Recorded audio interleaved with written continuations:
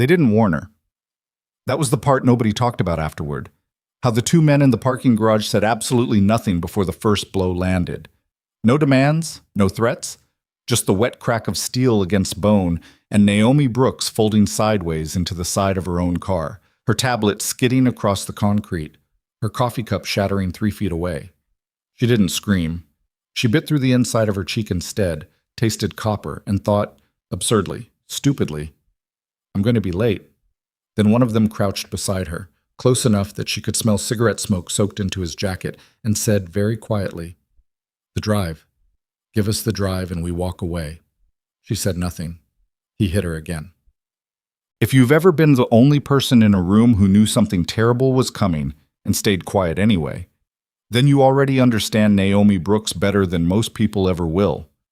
This is her story, and his, and what happens when the most feared man in Korea realizes the one person he cannot afford to lose is also the one person he forgot to protect. If this kind of story, loyalty, betrayal, and love in the darkest places, is what you're here for, subscribe to this channel and hit that like button right now. Drop your city or country in the comments below. I want to see how far this story travels. And don't go anywhere, because what happens next in that boardroom will change everything you think you know about power.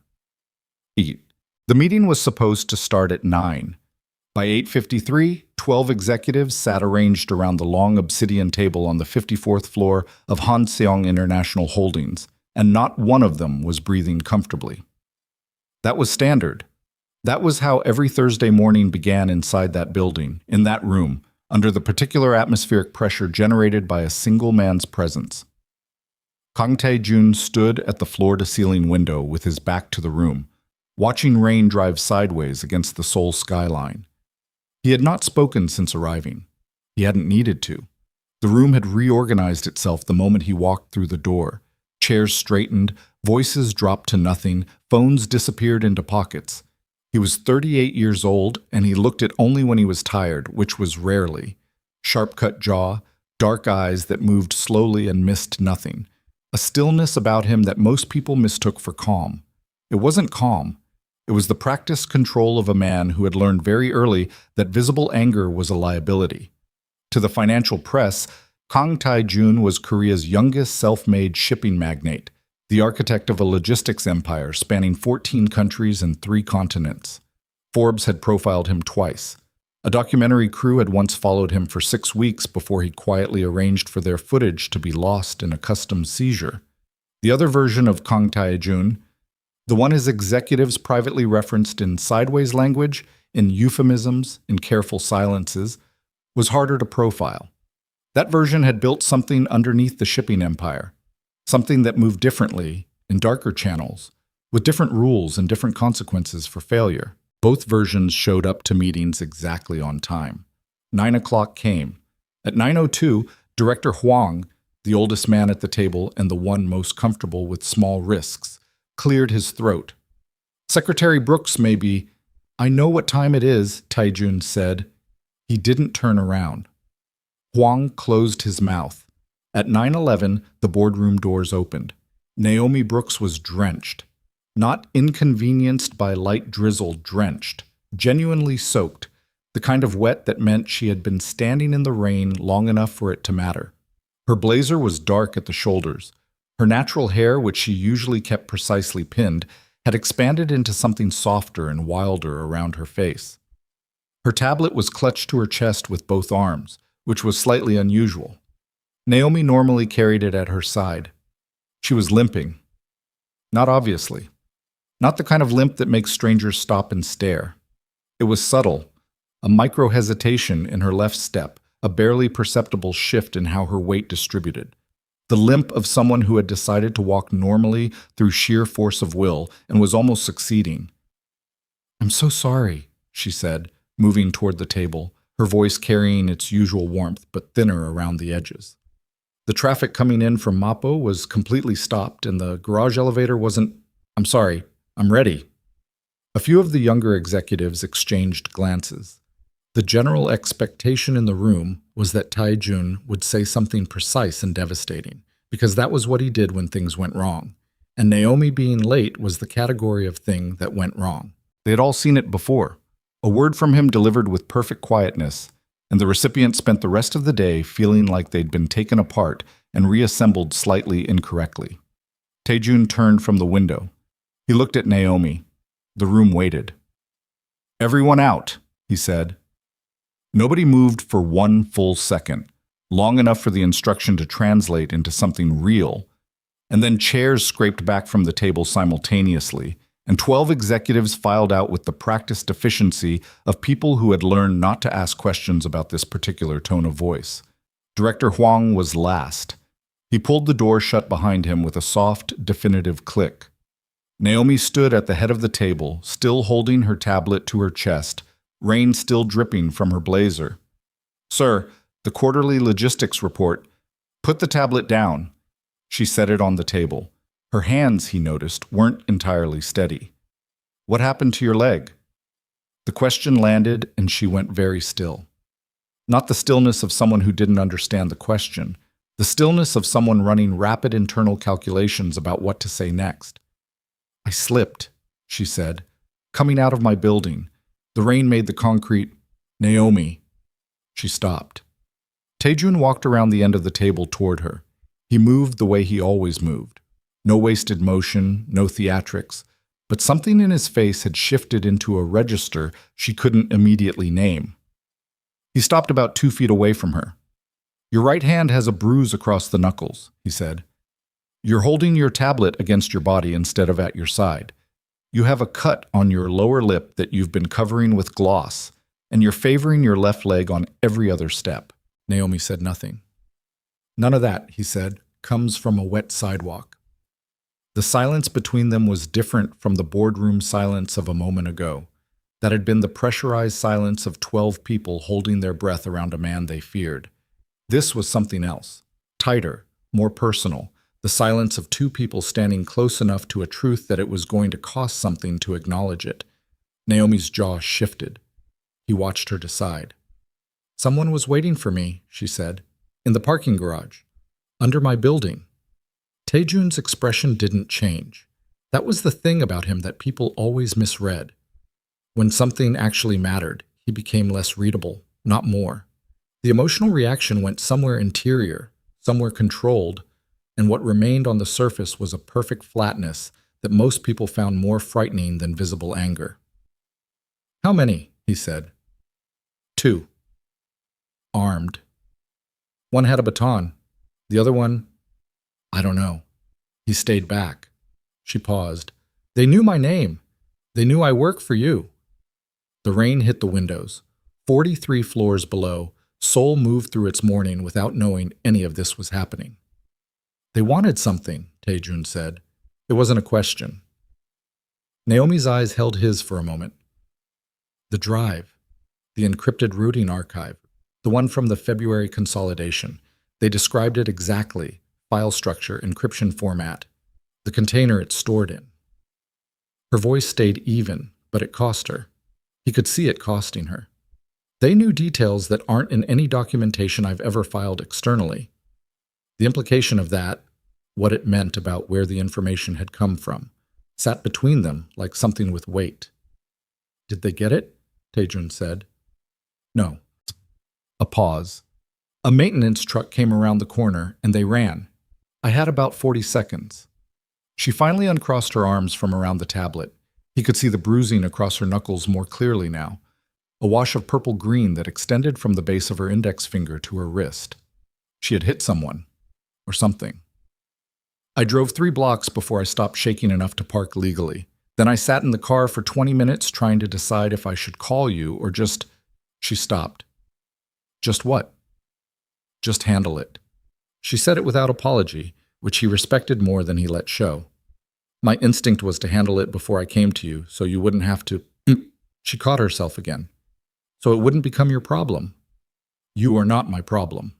The sentence came out flatter than he intended. She heard something in it anyway.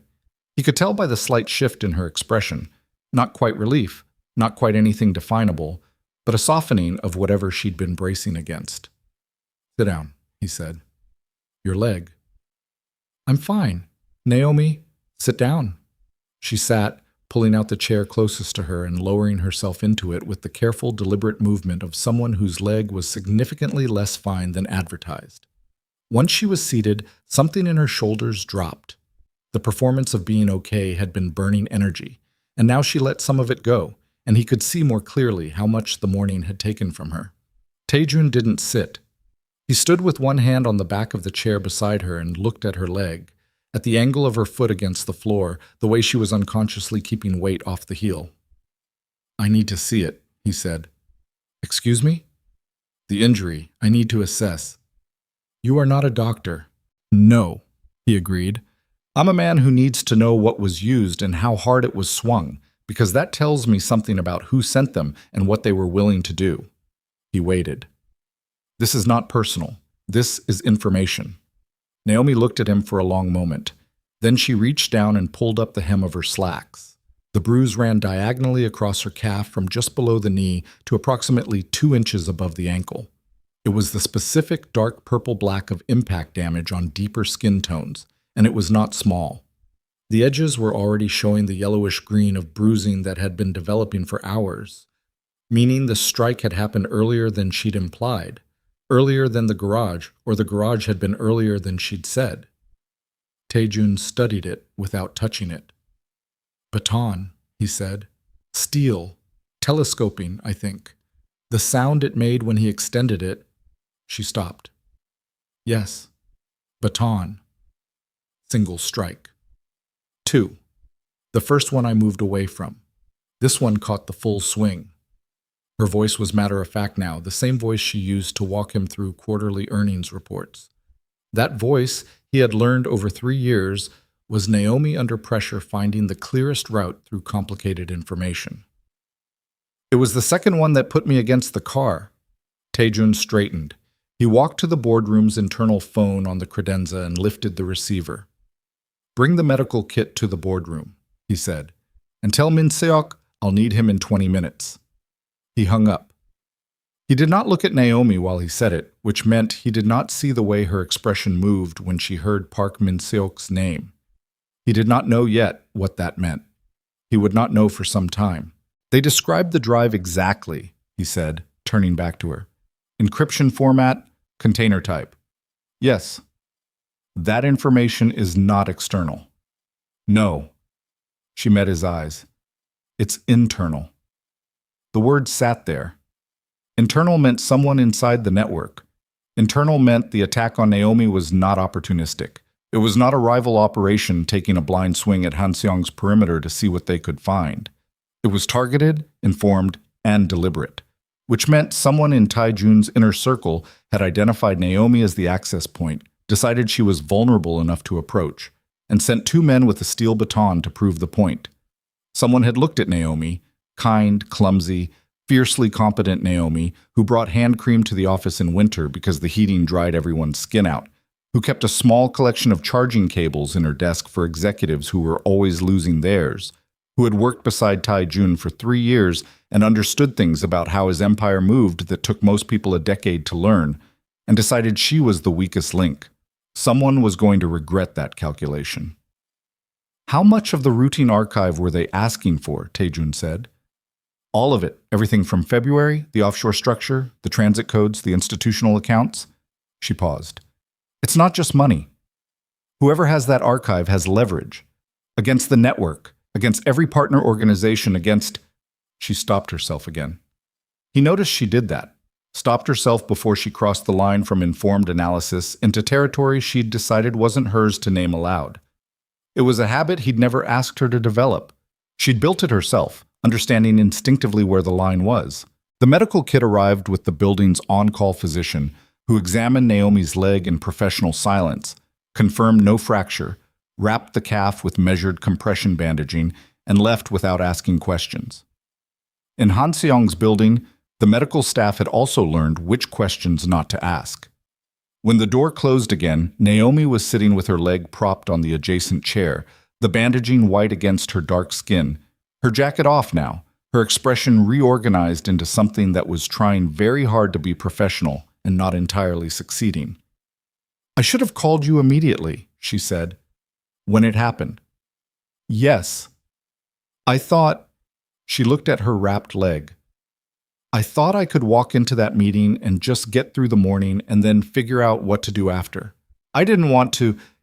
She stopped. He waited. I didn't want to be the reason the meeting fell apart, she said. I know how much the Thursday briefing matters, and I know the Q2 logistics numbers needed your sign-off before Tokyo closed, and I just thought.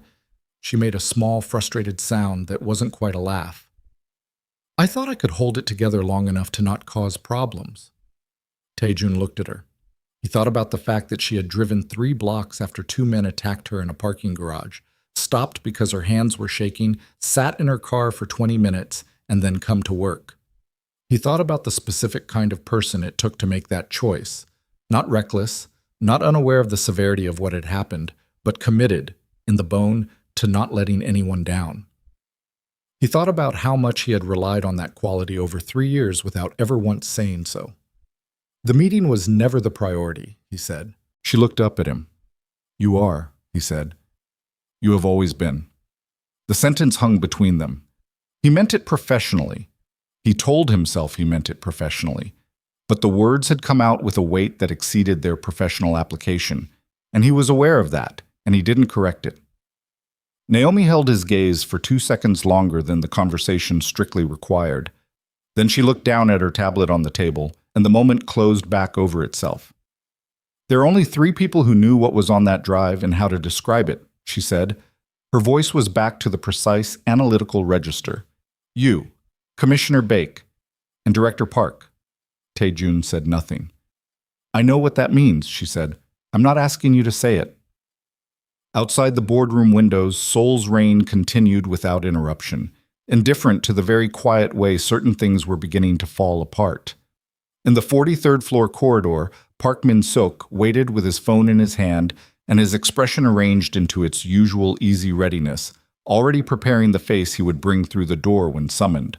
Loyal, attentive, the right-hand man who had been at Taejun's side for 15 years and knew, better than almost anyone alive, exactly how Kang Taejun's mind moved. He did not know that Naomi Brooks had survived the garage. He was about to find out. Park Min-seok walked into the boardroom wearing the wrong expression. That was the first thing Taejun registered. Not the slight delay between the knock and the entry, not the careful way Min-seok's eyes swept the room before landing on Naomi's wrapped leg, but the expression itself. It was concern. Immediate, visible, appropriately calibrated concern. The kind of expression a loyal man produces automatically when he sees that someone he knows has been hurt. It was too fast. Real concern takes a half-second to assemble. The brain sees something wrong, processes it, and then the face responds. Min-seok's concern was already fully formed before he'd taken 2 steps through the door, which meant he'd had it ready, which meant some part of him already knew there was something to be concerned about. Taejun filed this away without moving a muscle in his own face. What happened? Min-seok said, crossing toward the table. He was 41, broad-shouldered, with the ease of movement that came from genuine physical confidence. 15 years at Taejun's side had made him comfortable in rooms that unmade other men. I heard there was an incident with Secretary Brooks. Who told you there was an incident? Taejun said. Min-seok stopped. I said I needed you in 20 minutes, Taejun said. I didn't describe why. The pause lasted less than 2 seconds. In social conversation, 2 seconds is nothing. In a room with Kang Taejun, when something has already gone wrong, 2 seconds is a canyon. The doctor was carrying a med kit through the executive corridor, Min-seok said. And your assistant told me Secretary Brooks came in injured. I put it together. A slight shrug. Easy, practiced. Is she all right? Naomi, seated at the table with her legs still elevated, said, I'm right here. Min-seok turned to her, and his expression shifted into something warmer, more personal. Naomi, what happened to you? I slipped, she said. Her voice was completely neutral. Coming into the building. Min-seok looked at her leg. He looked at her knuckles. He looked back at her face. That's some slip. The rain, she said. Terrible morning. The two of them looked at each other for a moment that Taejun watched from his position at the window. Back against the glass now, arms at his sides, watching both of them with the patience of a man who understood that silence was frequently more productive than questions. Min Seok turned back to him. You needed me for something. The February routing archive, Taejun said. Who has access to the physical storage documentation? Myself, you, Baek's office. Baek's office is 3 people or 1. Which? Min Seok's jaw tightened slightly. 1. His senior aide. But Baek controls that access personally. The aide doesn't have independent. I'm not asking about the aide's independence. I'm asking who can physically describe the archive. Container type, encryption format, file structure. A beat. The 3 of us. Yourself, me, Baek. Min Seok's eyes moved to Naomi and back. And Secretary Brooks, obviously.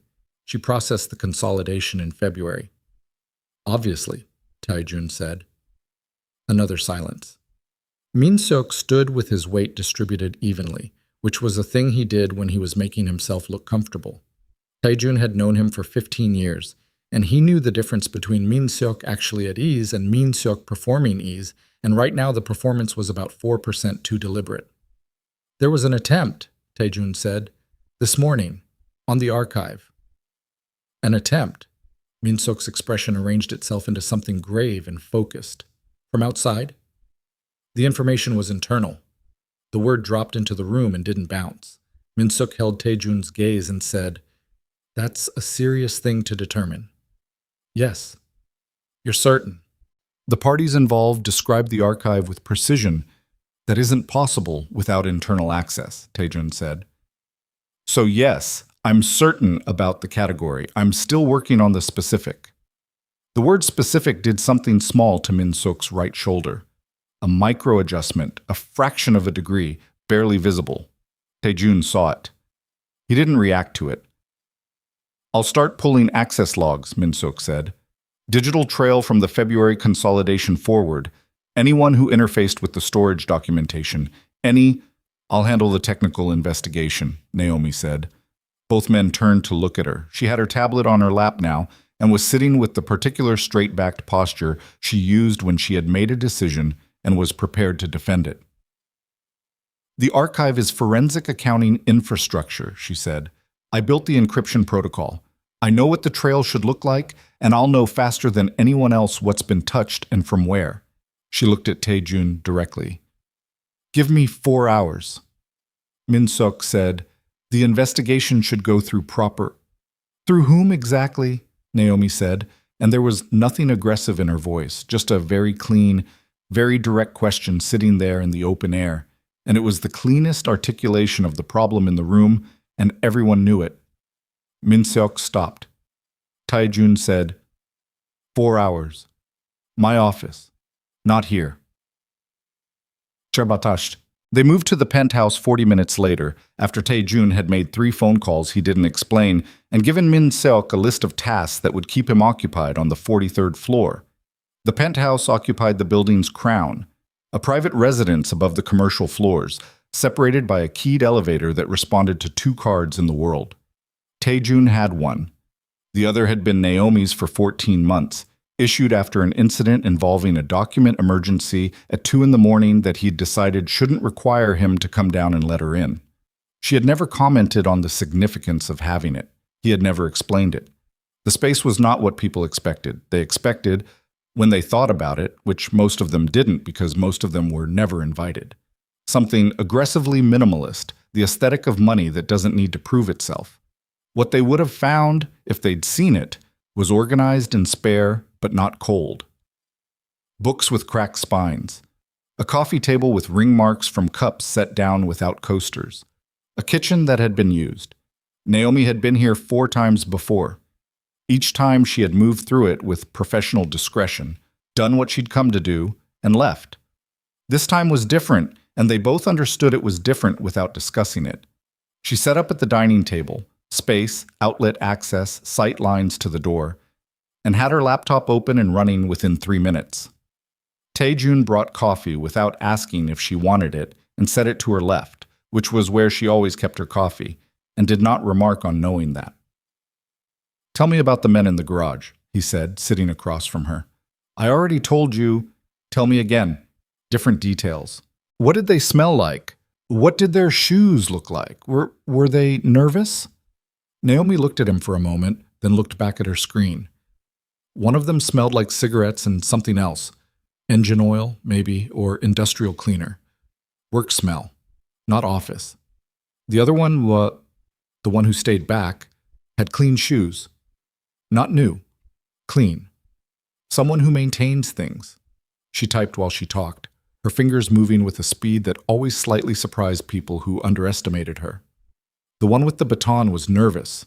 His voice had a shake in it when he told me to give them the drive. Not scared nervous. Adrenaline nervous. Like he'd done things before, but not this exact thing. And the quiet one, not nervous at all. She paused. He was the one actually in charge. The talker was the muscle.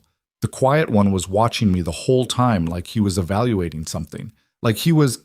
She stopped typing. Like he was checking whether I matched a description. Taejun set down his coffee cup. They had a photograph. I think so, yes. Someone gave them a photograph of you. The implication of that, not just that someone had commissioned the attack, but that they'd sat down and put together a briefing on Naomi with her face and her schedule and her access and her value as a target, moved through the room. Naomi's jaw tightened. She kept her eyes on the screen. I've pulled the access record for the February archives storage documentation, she said. There are 4 login events from the past 6 weeks that don't match standard access patterns. Different times. Different authenticated terminals. She turned the laptop slightly so he could see the screen. 3 of them hit from a terminal registered to an offshore subsidiary we wound down in January. The terminal should be inactive. Taejun looked at the logs. Someone reactivated it. Without going through decommission review, which means whoever did it has admin-level access to the subsidiary records and also didn't expect anyone to audit the inactive terminal list. She pointed at the screen. This one, March 19th, 2:14 in the morning. The consolidation documentation, Taejun said. The file containing the physical storage format. Container specs. Encryption seed. She sat back.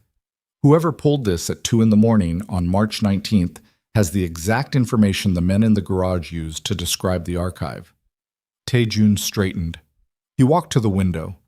The Han River was a silver-gray line below them, blurred by rain, and stood with his hands in his pockets. The terminals registered ownership, he said, before decommission. Naomi was quiet for 3 seconds, not searching. She'd already found it. She was deciding something. Naomi. It's registered to a holding structure, she said. 3 layers out from Hanseong's core. The direct owner is a company called Seojin Logistics Consulting. I know what Seojin is. Then you know whose name is on the administrative access. He did know. He had known the moment she said the inactive terminal. He had felt the knowing settle into his chest like something cold and heavy, and he had stood at the window because movement helped him carry that kind of weight without showing it on his face. Park Min-seok had set up Seojin 7 years ago as a buffer entity for a Port Authority relationship that required deniability. Taejun had approved it. The entity had served its purpose and gone dormant. Min-seok had handled the decommission personally, apparently not entirely. He kept the terminal active, Taejun said. Not a question. The terminal is active. His credentials are the ones with admin access. A pause. That's what the log shows. Logs can be planted. Yes, she said. They can. I'm telling you what the log shows. I'm not telling you what it means. That's your call. He appreciated that.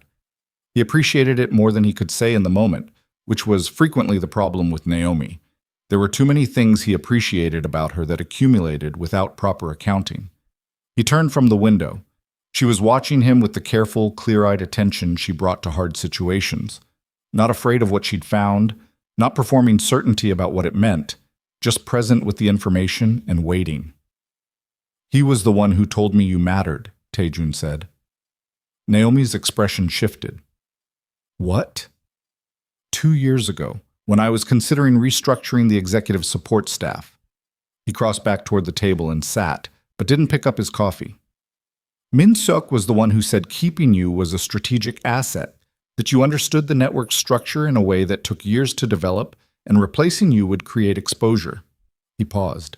He was right, but he was also the one who said it. The understanding of what he meant moved across Naomi's face. Min Seok had argued for her value, which meant Min Seok had understood her value, which meant Min Seok had known, for at least 2 years, that she was the precise kind of access point, trusted, informed, and presumably loyal enough not to be a threat, that could be leveraged if needed. He had argued to keep her, and then he had mapped her. He knew how to describe me to them, Naomi said. Her voice was very flat. For the photograph, the briefing. He knew my schedule because he's been in the Thursday briefings for 3 years and I set the agenda. A pause. He knew I'd be in the parking garage at that hour because I always come in from Mapo on Thursdays. He knew I'd have the drive because he knows I keep physical backup of critical archives during active audit periods. She looked down at her wrapped leg.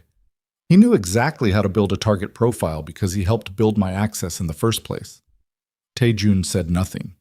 The rain hit the windows. "What are you going to do?" Naomi said. "Not yet." Taejun, the name stopped him. She almost never used it without the honorific. It wasn't a rule he'd established. She'd built that boundary herself, the same way she built all her professional boundaries, with care and self-awareness and a precise understanding of what was appropriate. When she dropped it, it meant she was speaking to him outside the professional frame entirely. "If you move on this now, without a controlled confirmation, he'll know we found the logs," she said. "He has people in this building, maybe in this floor. If he finds out we're on to him before you're ready..." She stopped. "He'll run," Taejun said. "Or worse." She held his gaze. "He'll try to finish what he started. Except next time he won't send 2 men with a baton." The words settled. She was right. She was completely, clearly right, and the fact that she was thinking this carefully while sitting with a steel baton bruise across her calf and her knuckles still purple from a parking garage fight was, he didn't have a word for what it was. He set it aside. "I need a controlled trigger," he said. "I can build one." She turned back to her laptop. "Give me access to the live encryption interface, and I can build a false activation protocol, something that looks exactly like the real routing codes being moved. Whoever's looking for the archive, whenever they try to access what they think they've stolen, they'll trigger a trace." "How long?" "Tonight. I need the full session to build it right." She was already typing, her coffee getting cold beside her. "And I need you to make 2 phone calls, different false locations. One to Beck's office, one to Min Seok. Wherever the attempt comes from tells us which one sent the men." Taejun looked at her. "You've thought about this since the garage." "I've thought about this since the garage," she confirmed, without looking up. He sat across from her and watched her work, and the specific texture of that hour, the rain outside, the cold coffee, Naomi's fingers on the keyboard, and the small sounds she made when she found something, a quiet exhale, a single word under her breath, settled into him in a way that he understood, with unusual clarity, he would remember. They worked until 9 that evening without stopping except for food that someone from the building's kitchen left outside the door. Naomi built the false protocol in layers, explaining pieces of it to him when he asked and not over-explaining when he didn't. He watched her think, the pauses, the small frowns, the moments where she'd type 4 lines and then delete 2 and rewrite them differently, and the expression she got when the piece fit correctly, a slight easing around the eyes that wasn't quite a smile. At some point in the early evening, without either of them formally acknowledging the shift, they stopped talking about the protocol and started talking about other things. The Busan office dispute he'd been managing for 6 weeks, her sister in Atlanta who'd called 3 times in the past month, the documentary crew that had tried to follow him 4 years ago, which she'd heard about in fragments and laughed at in the way she laughed, sudden and full-voiced, then quickly covered like she always forgot she was allowed to find things funny in his presence. He did not tell her that he had manufactured reasons to keep her in meetings longer than necessary, over 3 years, because the quality of thought in the room improved when she was in it, and also because he preferred having her there. He did not say that. Some information has its own timing. At 9:47, Naomi's laptop produced a sound. Not an alarm exactly. A high, clean tone. 3 notes. Ascending. That she had programmed as the false protocol's activation signal. She looked at the screen. Tae-jun was across the room. He covered the distance in 4 steps. The signal was live. Someone had interfaced with the false encryption handshake, attempting to initiate a data pull from what they believed was the real archive. The trace was running, triangulating through the network's response protocols to identify the access point. Naomi's fingers moved across the keyboard. The trace completed. She went very still. He looked at the screen. The access attempt had originated from a private network registered to a marine holding company. 3 corporate layers out, carefully structured.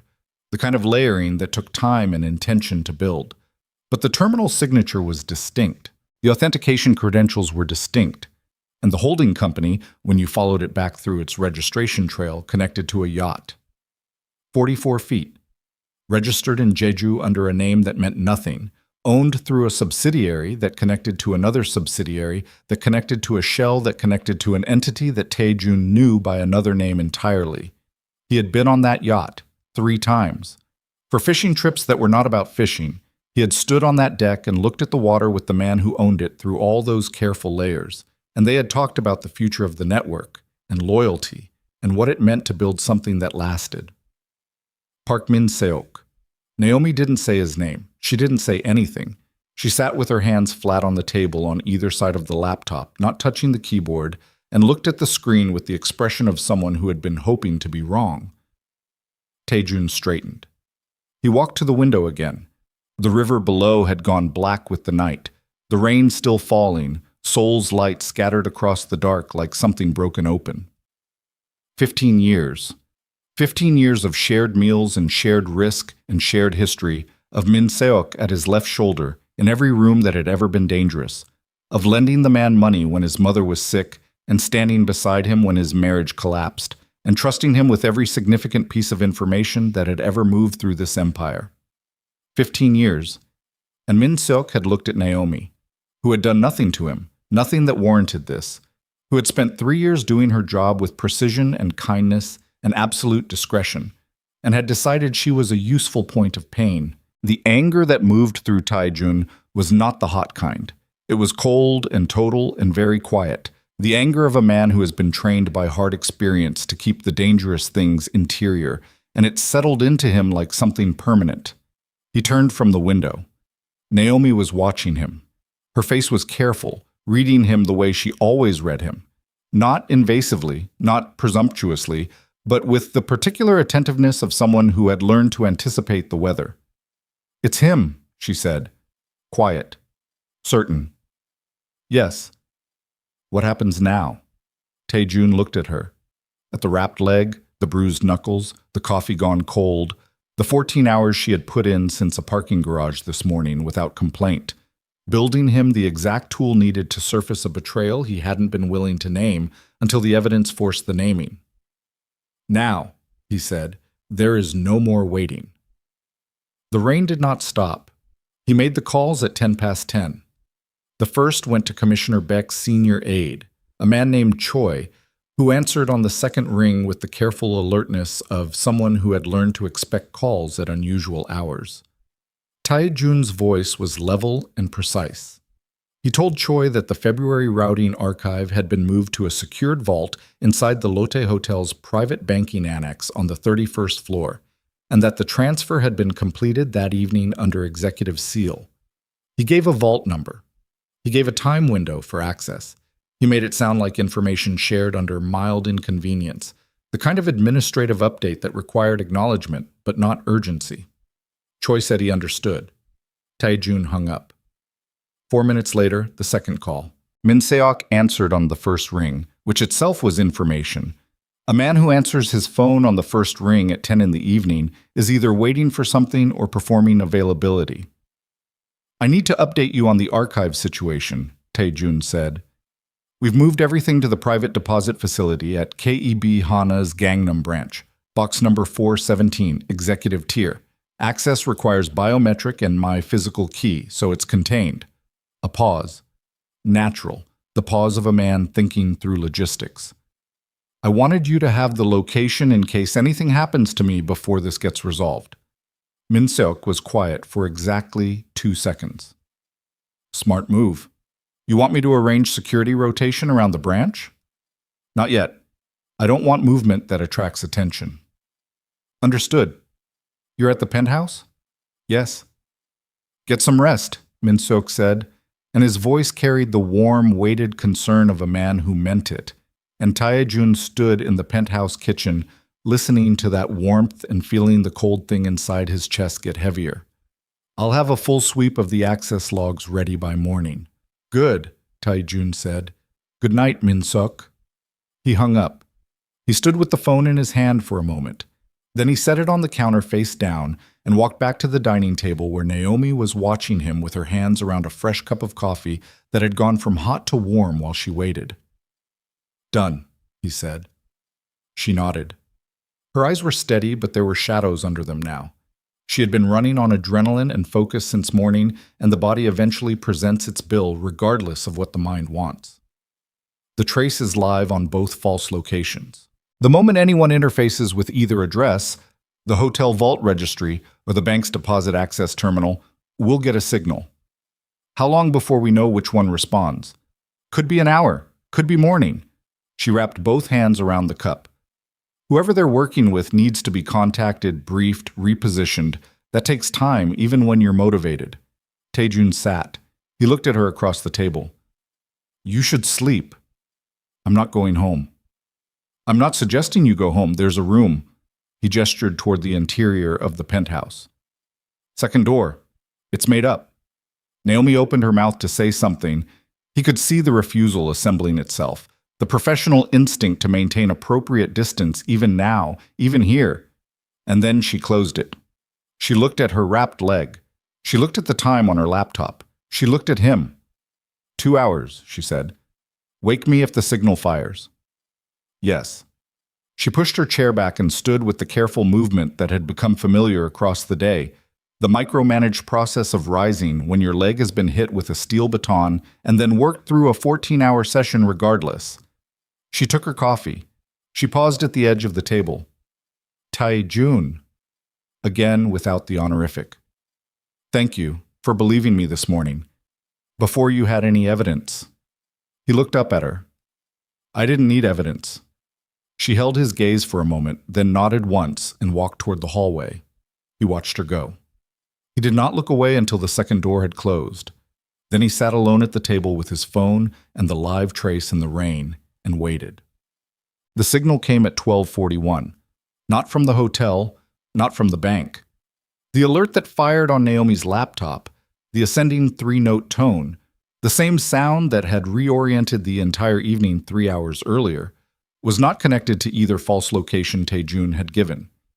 It was the original false protocol, the one Naomi had built that afternoon, the encryption handshake trap embedded in the system's deep architecture. Someone was attempting to access the false archive directly through the network's internal infrastructure. Tae-jun was at the laptop in 3 seconds. He read the trace data as it compiled. The access attempt was not coming from an external terminal, not from the yacht, not from an offshore registered address. It was internal, building internal. Originating from a device authenticated to Hanseong's own executive network, he pulled up the device ID, cross-referenced it against the building's authentication registry. The device was registered to Director Huang. Tae-jun sat back. Director Huang, 63 years old, 22 years with Hansong, the man who had cleared his throat at 9:02 that morning when Naomi was late. The oldest man in the boardroom and the one Tae-jun had always treated as a manageable artifact of the company's earlier structure. Not dangerous, not ambitious in any direction that mattered. A man who had survived multiple corporate restructurings by being broadly useful and specifically unthreatening. The access attempt ran for 40 seconds, hit the false protocol's containment wall, and terminated. Tae-jun looked at the timestamp. 12:41. He looked at the device authentication. He looked at the internal IP address routing through the building's executive network, which meant the device was physically inside Hansong International Holdings, in the building, at 12:41 in the morning. He stood up. He went to the second door and knocked twice. Naomi? She was awake in under 10 seconds. He heard movement immediately, which meant she hadn't been fully asleep, and came out with her blazer back on and her laptop posture already assembling. Signal? Huang. She stopped in the doorway. Director Huang. His authenticated device. Building internal, 1241. She crossed to the table and looked at the screen, reading the trace data with her eyes moving quickly, the way they moved when she was processing fast. This isn't the hotel location or the bank location, she said. No. He went for the original protocol, the one I built this afternoon. She looked up. He has access to the internal network architecture, not just to a location Taejun passed to a contact. He's been inside the system. For how long? She was already running a historical access query, her fingers moving across the keyboard with the clipped precision of someone whose exhaustion had been overridden by something more urgent. The query ran. Results populated. 11 separate access events, she said. Going back to December. She scrolled. He's been watching the archive's structural documentation since before the February consolidation. He's not reacting to what happened today. He knew what was in the system before we moved it. She paused on one specific entry. March 19th, 2:14 in the morning, the same event I flagged earlier. The inactive subsidiary terminal. Taejun looked at the screen. That access was traced to Min Seok's credentials. Yes, her voice was very careful. It was authenticated with Min Seok's credentials, but the device ID doesn't match any terminal registered to Min Seok. She highlighted 2 fields on the screen. This device, the one that authenticated with Min Seok's credentials at 2:14 on March 19th, is the same device that just attempted access at 12:41. Huang's device.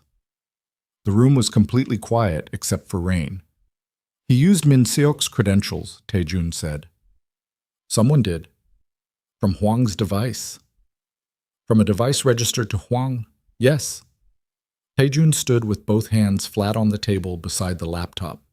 He was aware of his own breathing, the deliberate, measured rhythm he defaulted to when something had just restructured itself in a way that required complete recalibration.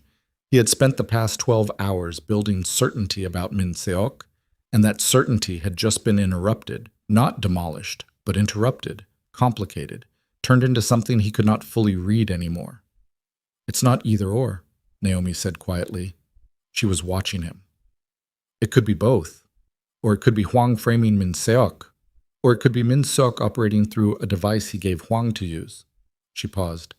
Or it could be something I haven't thought of yet. Min Seok called from the building tonight, Taejun said. He answered on the first ring. Naomi went still. He's in the building.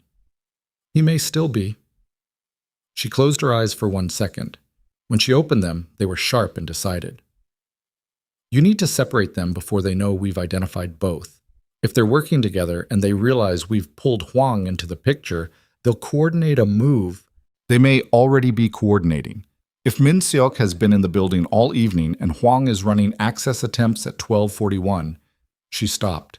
Something moved across her face, a thought arriving with weight. Taejun, the men in the garage this morning, he looked at her. The quiet one, she said. The one with the clean shoes who was evaluating me. I said he felt like the one actually in charge. A pause. Min Seok is loud when he wants to be. He's good at rooms. But Huang, she stopped. Huang has been at Hanseong for 22 years. He knows every administrative system, every legacy structure, every protocol that predates the current security architecture. He would know about inactive subsidiary terminals. He would know how to navigate the system without triggering standard audit flags. Her voice was flat, not with emotion, but with the specific flatness of someone thinking faster than they're speaking. Min Seok is the face. Huang is the infrastructure. Taejun straightened. He picked up his phone. Who are you calling? Naomi said. Junho, Chief Enforcer. The call answered in one ring. Junho operated on a different schedule than most people, a holdover from years of work that happened predominantly after midnight.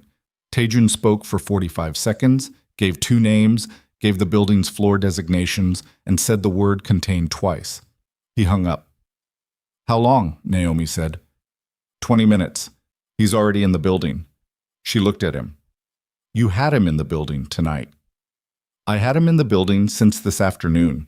She processed this. You were already running parallel to what I was doing. I trusted your protocol, he said. I didn't trust the building. Meets. Something shifted in her expression. Not quite surprise, not quite anything simple. She looked back at the laptop screen, at the two names now implicit in the data, and was quiet for a moment. What happens to them? That's not your concern. Taejun, Naomi. His voice wasn't hard, just settled, the way it got when a line had been drawn. There are parts of this that are yours. The investigation was yours. The protocol was yours. What comes next is not. She looked at him for a long moment. He held her gaze and did not look away from it, because she deserved that. She deserved to look at him directly and understand what she was looking at and decide if she could live with it. She looked back at the screen. Okay, she said. Quiet. Okay. Junho brought them to the 43rd floor separately. Min Seok first, found in his office with 2 phones on the desk and a 3rd call in progress that he terminated quickly when Junho's team came through the door. He came up to the penthouse level with the controlled composure of a man running risk calculations in real time, and he sat in the chair they put him in and looked at Taejun across the dining table and said, "Whatever you think, don't," Taejun said. Min Seok closed his mouth. Hwang arrived 4 minutes later, and his composure was a completely different material. Not calculated, not performed, but the genuine, fragile stillness of a man in his 60s who had just understood that the ground had given way. He sat with his hands in his lap and looked at the table and didn't look up. Naomi had moved to the far end of the room, outside the immediate sight lines, her laptop closed, her hands still. She was watching. Taejun had not asked her to leave, and she had not offered to. Taejun sat. He set his phone on the table face up, screen showing the trace data. March 19th, he said, 2:14 in the morning. Someone accessed the routing archive's structural documentation using Min Seok's credentials from a device registered to Director Hwang. He looked at Min Seok. Did you give him your credentials? No, Min Seok said. Did you know he had them? No. Taejun looked at Hwang. Hwang's hands moved in his lap, a small, involuntary tightening. Director. Hwang looked up. His eyes were red at the rims, which was not what Taejun had expected. Not fear exactly. Something older than fear. Something exhausted. How long? Taejun said.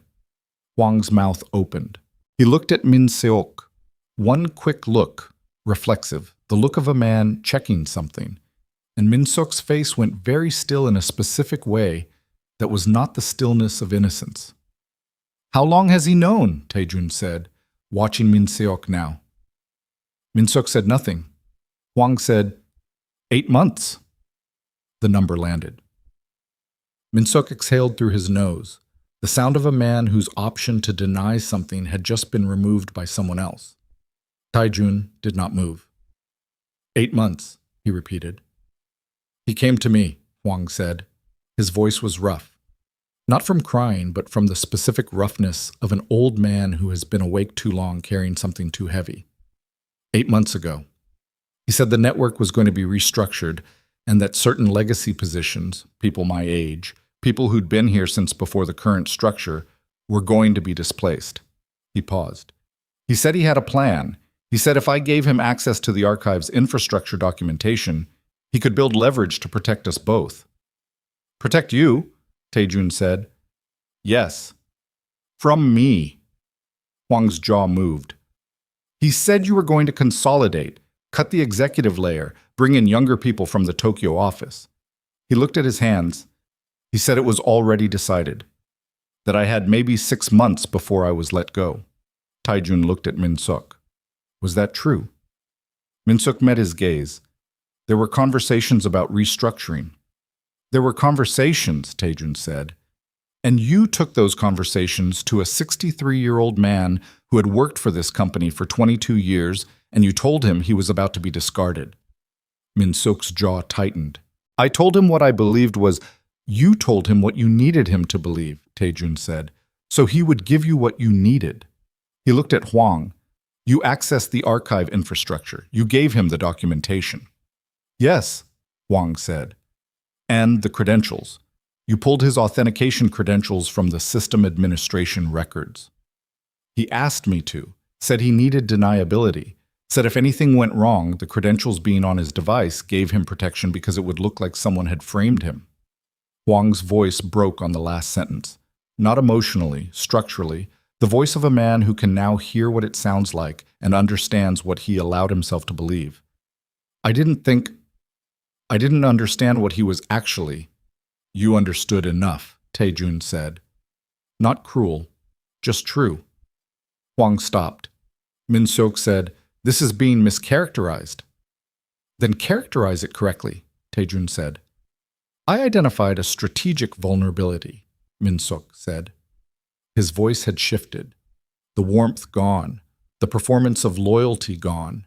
Something underneath showing that was harder and more honest, and in its honesty more clearly what it had always been. The archive is a liability. The routing network, the institutional accounts, the offshore structure.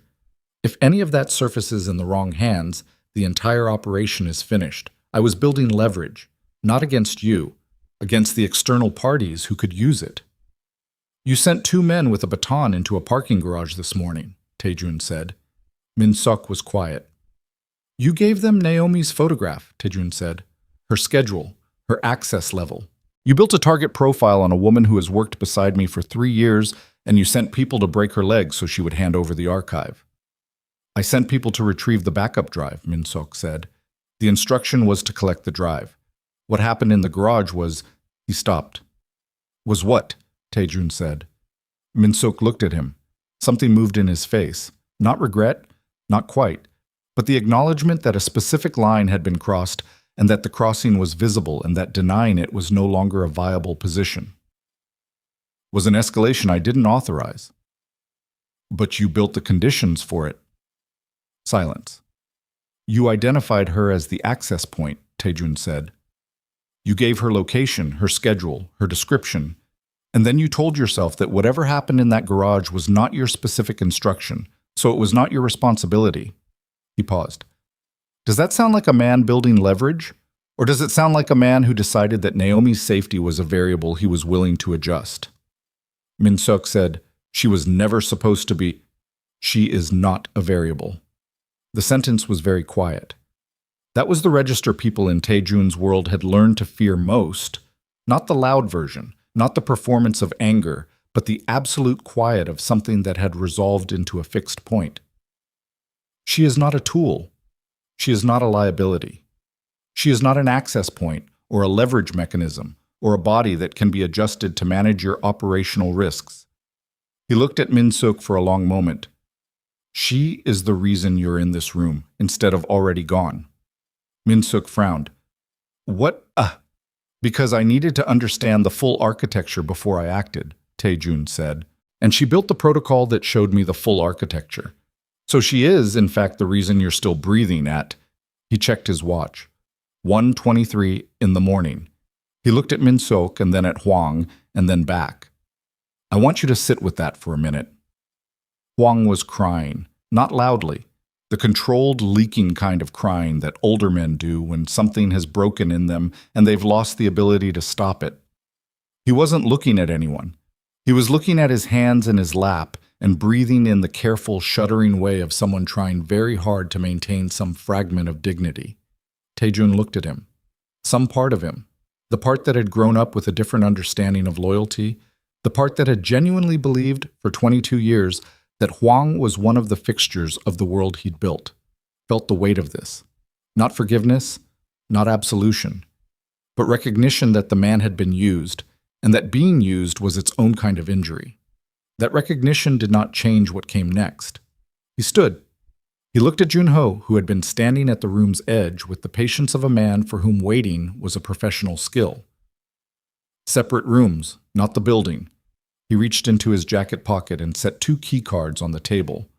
3rd floor unit in the Yeouido location. Keep them there until I give the next instruction. Junho nodded. Min-seok stood abruptly. Taejun, 15 years, Taejun said. That's the only reason there's a Yoido location and not something else. Don't make me regret the distinction. Min-seok looked at him. The mask was completely gone now. Not just the loyalty mask, but the competence mask and the ease mask, and the one underneath those that Taejun hadn't known was there until tonight. What remained was something rawer. Not remorse, not even fear exactly, but a genuine bafflement. The bafflement of a man who had believed on some level that the people he'd built his life alongside would be unable or unwilling to move against him when the moment came. I built this with you, Min-seok said.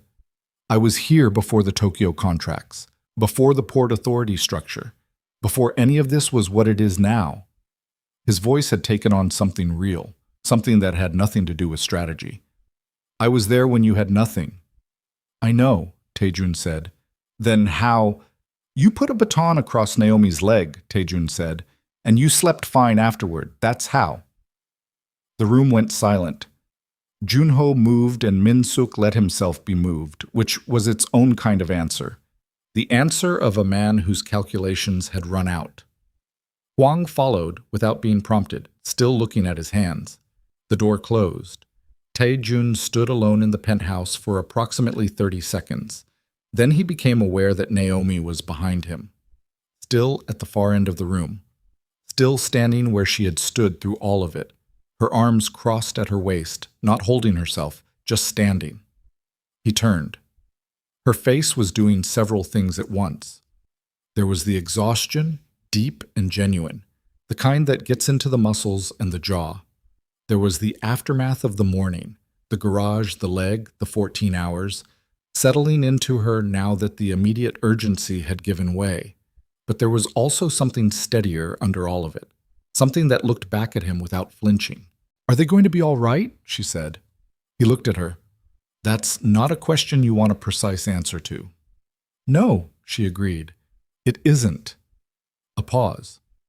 Are you? The question arrived quietly and landed in an unexpected place. Nobody asked him that. It wasn't that people were indifferent to the answer. It was that the question had stopped occurring to people, somewhere over the past decade, the way a question stops occurring to you about a building or a wall or something that has always simply been there and appeared to require nothing. No, he said. Not right now. Naomi nodded. She uncrossed her arms, she walked toward him, not quickly, with the careful step of her injured leg, and stopped close enough that the distance between them was personal, rather than professional. Min-seok said you were going to be restructuring, she said, that people were going to be let go. Was any of that true? There were conversations, he said. Early stage, nothing decided. Was I part of those conversations? No, he said. You were never... He stopped. Looked at her. You were never in question. She held his gaze. The rain outside had softened to something quieter, less aggressive. The penthouse was very still. I built the protocol, she said, because I wanted to protect the network. A pause. But I also built it because I didn't want you to be the one who had to figure out who betrayed you without any help. She said it without any softness designed to make it easier to hear, just plainly, the way she said most things.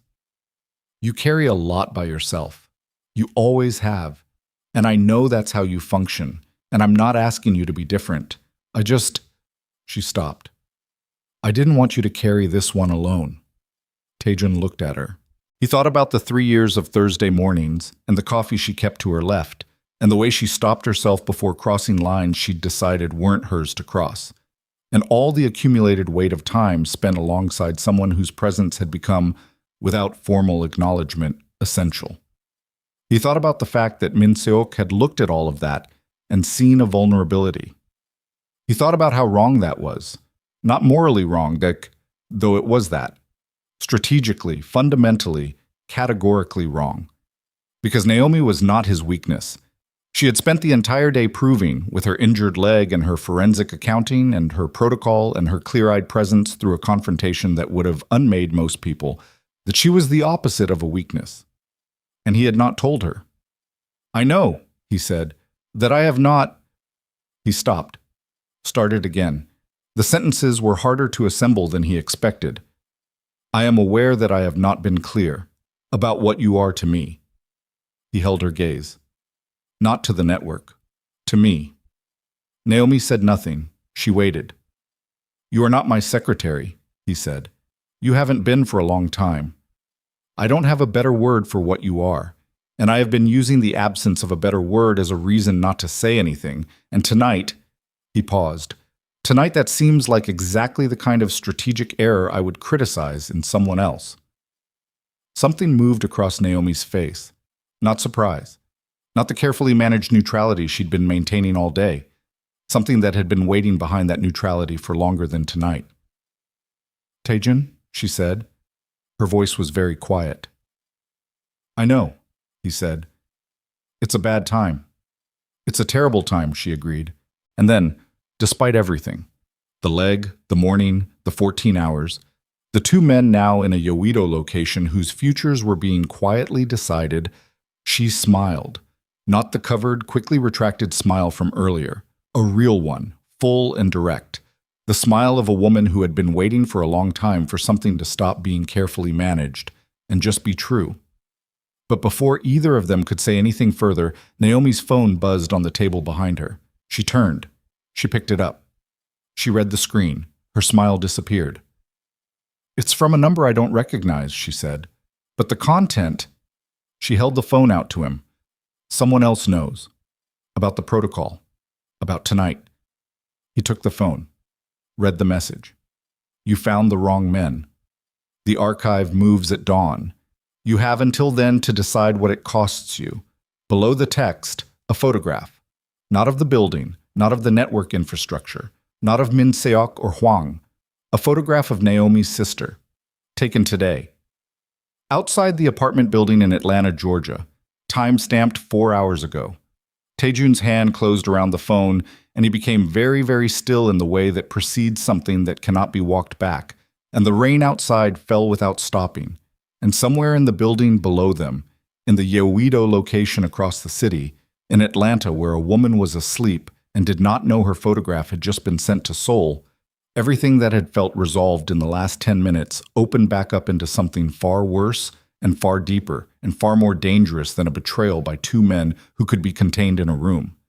Taejun looked at the photograph for 4 seconds. Then he set the phone face down on the table, very carefully, the way you set down something that might detonate if handled wrong, and he picked up his own phone and called Junho. Stop, he said when Junho answered. Don't move either of them anywhere. Keep them exactly where they are. Problem? Junho said. Third party. Unknown. He paused. Lock the floor. Nobody in or out until I say. He hung up. He looked at Naomi. She was standing with her arms at her sides and her face doing the thing it did when she was processing something that her body understood before her mind had finished catching up. A stillness that was not calm but the outer surface of something moving very fast underneath. Her eyes were on the phone he'd set down. She doesn't know anything, Naomi said. My sister. She has nothing to do with any of this. She doesn't even know where I work. I know. She's in Atlanta. She has a 4-year-old. I know, Naomi. Then you understand that I don't care about the archive right now, she said, and her voice cracked on the last word, a single clean fracture in the composure she'd maintained for 16 hours, and she didn't try to repair it. I don't care about the network or the routing codes or any of it. I need to know she's safe. Taejun was already moving. He crossed to the window panel beside the kitchen, opened a recessed cabinet that looked like wall, and took out a second phone. A different phone, different carrier, different registration, the kind of phone that existed for situations where primary channels were potentially compromised. He dialed a number from memory. It rang twice. A woman answered. I need a protective detail, Taejun said in English, on a civilian in Atlanta, Georgia. Non-negotiable priority. I need eyes on her location in the next 40 minutes, and I need her moved to a secured position within the hour. I'll send the address. He paused, listening. I don't care what it costs. 40 minutes. He hung up. He turned to Naomi. Her address. Naomi gave it without hesitating. Street, apartment number, building name, everything. and he sent it in a text from the second phone. Then he set it down and looked at her. 40 minutes, he said. She'll have people with her in 40 minutes. Naomi breathed in through her nose. The breath shook slightly at the top. She pressed her lips together and held it, and he could see her doing what she had been doing all day, taking the thing that was trying to unmake her and making it into something she could carry. Okay, she said. Okay. She picked up her own phone from the table. I'm going to call her, not to explain, just to talk to her. I need to hear her voice. Go. She went to the far end of the room, and he heard her sister answer on the third ring, a sleepy, confused hello that meant she was alive and home and unaware. And Naomi said something warm and casual that he couldn't fully hear, covering the call with the ease of a woman who had learned to manage two simultaneous realities. Tae-jun turned back to the unknown number on Naomi's phone. He picked it up. He looked at the message again. You found the wrong men. The archive moves at dawn. You have until then to decide what it cost you. The phrasing was specific in a way that told him things. You found the wrong men, meaning whoever sent this knew about Min Seok and Hwang, knew they'd been contained, and was telling him explicitly that they were not the principals. The archive moves at dawn, meaning the actual operation to extract the routing data was not dependent on the men now in the Yoido location. It was already in motion on a separate track. What it costs you, meaning the photograph of Naomi's sister, was not a threat of imminent action. It was a negotiation opener. Someone was trying to deal, which meant someone needed something he had, which meant the archive, despite everything that had happened tonight, was still in play. And whoever was holding this third position had enough information to know that Min Seok and Hwang had been found, had enough reach to put someone on the ground in Atlanta within hours, and had the patience to send a message rather than move immediately. That patience was the most frightening part. He forwarded the message and the photograph to Junho with a single instruction. Source the number. Everything. Then he walked to the kitchen, filled a glass of water, and stood at the counter with it, and made himself drink the whole thing, because he had not eaten or drunk anything in 4 hours, and the kind of thinking the next few hours required needed a body that was functioning at something approaching its baseline. Naomi came back from the corner. Her eyes were cleaner, not the tears-cleaned kind, the talking to her sister kind, the kind of clean that comes from hearing a familiar voice confirm that ordinary life is still occurring somewhere. She's fine, Naomi said. She was irritated I woke her up. Good. She's going to be more irritated when strangers show up at her door in 40 minutes. She'll recover, Tae-jun said. Sit down. Your leg. Naomi sat. She pulled her laptop back toward her, opened it, and started working without being asked, which was what she always did when she didn't know what else to do with her hands. The message. Third party. Yes. They knew about Min Seok and Hwang. Yes. Which means they had eyes inside the building tonight, or inside the Yoido location, or... She stopped typing. Or they were in communication with Min Seok and Hwang up until the moment Junho's team moved them, and the communication cutoff told them something had gone wrong. That's my read, Tae-jun said. They're the real principal. Min Seok and Hwang were operational layers. Naomi was quiet for a moment, processing. Min Seok knew someone else was running this. He may have thought he was running it, Tae-jun said. People in his position usually do. Until they don't. She looked at the screen. The offshore structure on the yacht trace. The holding company was 3 layers out, you said. Yes. What was the 4th layer? He looked at her. What do you mean? I traced it 3 layers and stopped when I found the connection to Min Seok, she said. I stopped because the destination seemed clear. But if Min Seok is a layer and not the source, she was already moving through the network trace data, pulling up the ownership chain she documented earlier. The 4th layer out from the yacht structure. I didn't follow it. Tae-jun came around the table and looked at the screen over her shoulder. She was fast. She had the corporate registry data pulling up alongside the offshore documentation, cross-referencing entity names and registration dates with the practiced speed of someone who had spent years following money through the dark channels where it tried to disappear. The fourth layer resolved. A parent company registered in Singapore, operating name in the maritime sector. And within the shareholder documentation, a name. Not Min Seok, not Huang, not Commissioner Bayek. A name Tae-jun recognized from a different context entirely. From a negotiation 3 years ago that had gone badly, that had ended with a broken agreement and a financial loss on the other side that had not been forgotten. That Tae-jun had considered resolved because the party involved had not responded with any visible action in the years since. He had misread the patients. "Do you know that name?" Naomi said. She was looking at the screen and not at him, which was deliberate, giving him a moment to have whatever reaction he was going to have without an audience. "Yes," he said. "Is it someone who can do what this message implies?" "Yes." "Then we have a larger problem than I thought," she said, and she closed the ownership documentation and opened a blank workspace and started typing, and her jaw was set in the line it got when she had already decided what she was going to do and was implementing it before the objections arrived. "I can rebuild the false archive as a full structural replica, not just the encryption handshake, the entire apparent data package, routing codes, institutional accounts, the offshore framework. All false. All internally consistent. If they think they're receiving real data and they move on it, they expose the full network of whoever they're working with," she typed without stopping. "But I need you to let the transfer appear to happen. You have to let them think they won."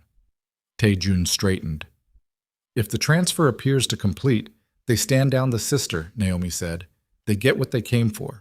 And then we trace every entity that receives the false data, and we know the complete picture of who built this operation." She paused her typing. "Or we refuse the transfer, and dawn comes and something happens that we can't unhappen." He looked at the side of her face. She was staring at the screen, jaw tight, fingers still on the keyboard. "You built this in 4 hours this afternoon," he said. "How long to build the full replica?" "Before dawn," she said. "If I start now." Junho's call came in at 2:17. Tae-jun stepped away from the table and answered. Junho's voice was flat in the way it got when the information was significant. "The number sources to a prepaid terminal purchased in Incheon 6 days ago. No registration. But we tracked the cell tower pings going back 72 hours. A pause. "It's been operating out of the Mapo district." Mapo. The district Naomi drove in from on Thursdays, the district where her apartment building was, the district where the parking garage was. "They've been in her neighborhood," Tae-jun said. "For at least 3 days prior to this morning," Junho said. "The baton crew was not improvised. This was a staged approach with a fallback position. If the garage failed, they had the sister as the contingency." "The garage was always meant to fail," Tae-jun said. Something cold moved through him. They were never going to get the drive from Naomi in a parking garage. She was going to fight. They knew she was going to fight. The point was to demonstrate reach. "To show you what they could get close to," Junho said. "Yes." He looked across the penthouse at Naomi, who was building a false architecture that could save her sister's life. At 2 in the morning, with a baton bruise across her leg and her hand still marked from the morning. "Where are you on the third party's location?" "Working it. The Singapore entity has a local representative structure. We found a property connection in Itaewon, a service apartment rented under a subsidiary name 6 weeks ago." A pause. "It may be where the principal is operating from." 6 weeks, Tae-jun said. "This was built 6 weeks ago." "At least." "Send me the address," Tae-jun said. "And I need 4 people who are not connected to the Yoido situation, fresh, uncompromised." "You're going yourself," Junho said. It wasn't a question. "Send me the address, Dot." He hung up. He stood for a moment with his phone in his hand and made the specific internal adjustment that the next several hours were going to require. Not hardening, exactly. Not the performance of hardness that he sometimes saw in the men who worked for him, who confused visible ferocity with actual readiness. Something quieter than that. A settling. The narrowing of the world down to what needed to happen and in what order. He walked back to the table. Naomi was deep in the replica build, her eyes moving between 2 open windows on the screen, her coffee forgotten again. He watched her for a moment. "There's a location in Itaewon," he said. "I'm going there." Her hand stopped. "The man who sent that message isn't in a boardroom," he said. "He's not going to negotiate through texts and offshore entities. He's here, in Seoul. 6 weeks he's been here, which means he came to oversee this personally, which means the archive is worth something specific to him that we haven't fully understood yet." He paused. "I need to be in the room with him." Naomi turned in her chair to look at him. "And what happens in the room? Whatever needs to happen. Taejun, keep building," he said. "The replica needs to be ready as a failsafe. If I'm not back by 4, you initiate the false transfer and you call the Atlanta number. I'll leave you, and you tell them you need a status update on my sister." He paused. "My contact, not mine. His name is Seo. He'll handle whatever you need." "If you're not back by 4, she repeated, flatly, like she was testing the weight of the sentence. "I'll be back before 4. "That's not actually, but—" "Naomi." He looked at her. "I need you here. Building. That is not a deflection. That is the actual strategic requirement. The replica is the only thing that makes the Atlanta situation stable regardless of what happens in Itaewon." He held her gaze. "You're the only person who can build it correctly, which means the most important place for you to be right now is in that chair." She looked at him for a long moment. Her eyes moved over his face with the attentiveness she brought to complex problems, reading, assessing, deciding. "Come back," she said. "Yes." He left at 2:34. The Itaewon address was a residential tower 3 blocks from the main commercial strip, a building that presented as upscale short-term housing, the kind of place that serviced corporate visitors and people who needed Seoul proximity without Seoul permanence.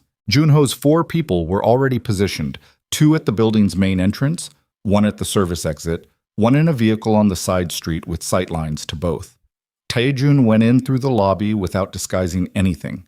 The front desk attendant started to speak and then didn't, which was the appropriate response to something in Taejun's face that communicated without words that this was not a moment for procedure. He took the stairs. 8th floor. The service apartment was 8-14, east end of the building, corner unit. He could hear nothing from the corridor. Light was showing under the door. He knocked. The pause was 6 seconds, long enough to be deliberate, short enough to indicate that whoever was inside had already known he was in the building. Then the door opened. The man standing in the doorway was 61 years old, compact, wearing a dress shirt with the sleeves rolled to the elbows, in the way of someone who had been working through the night.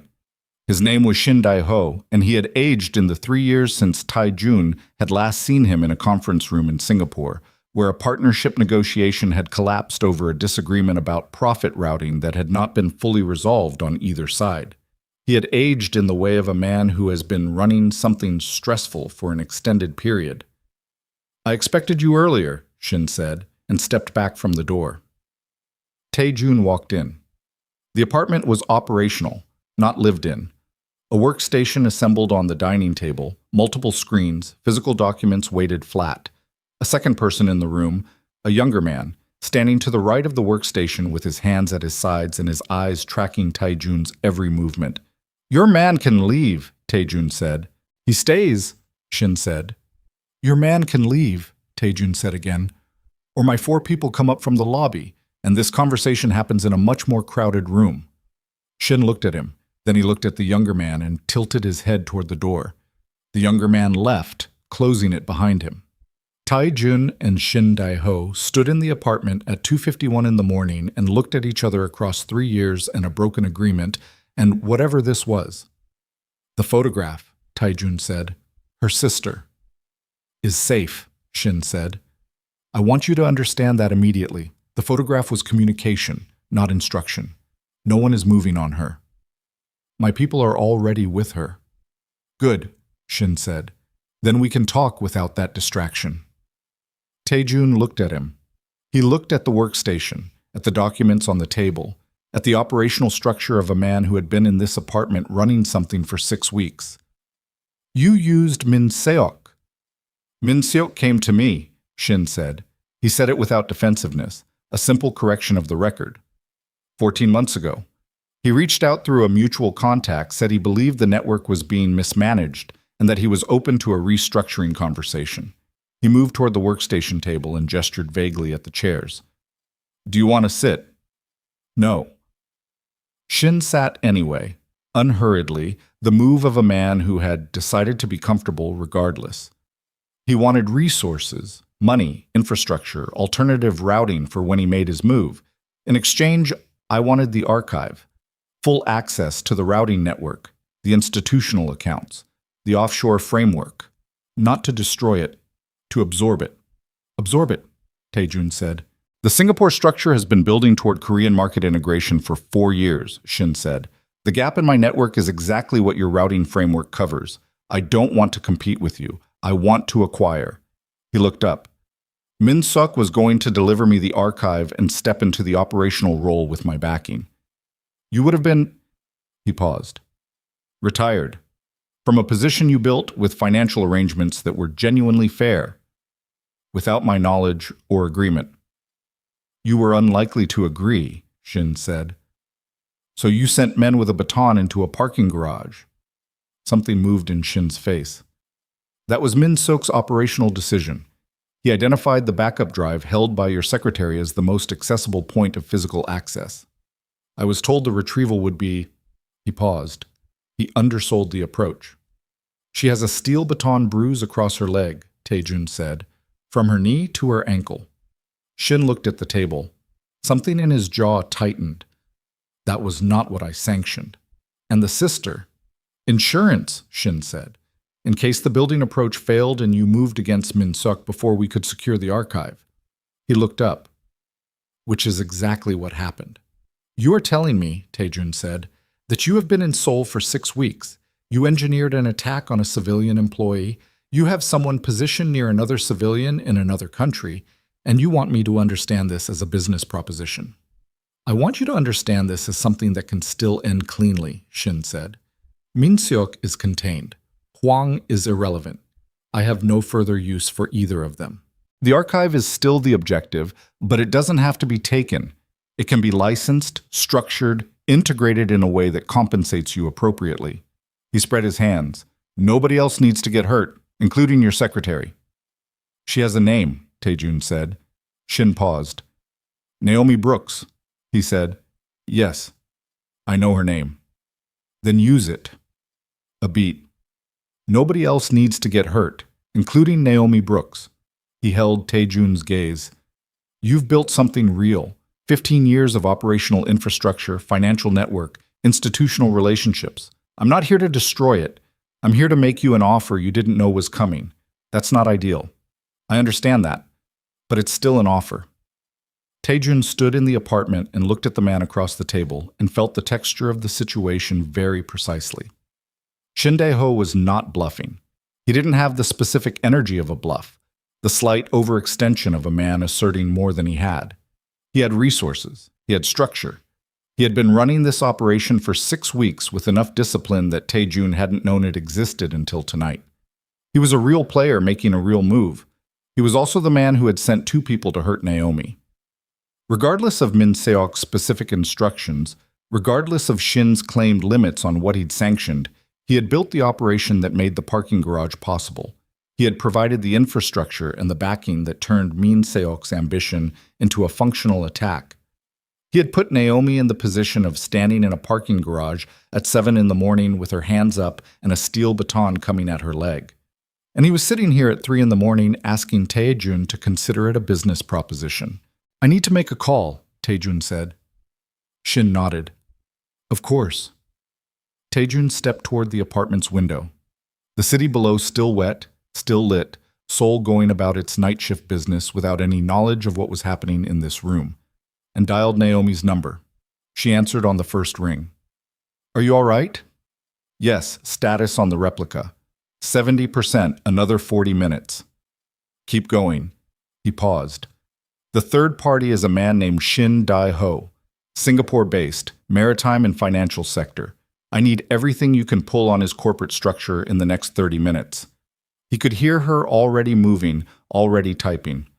I'll run it parallel. 40 minutes on the replica, 30 on the structure. A pause.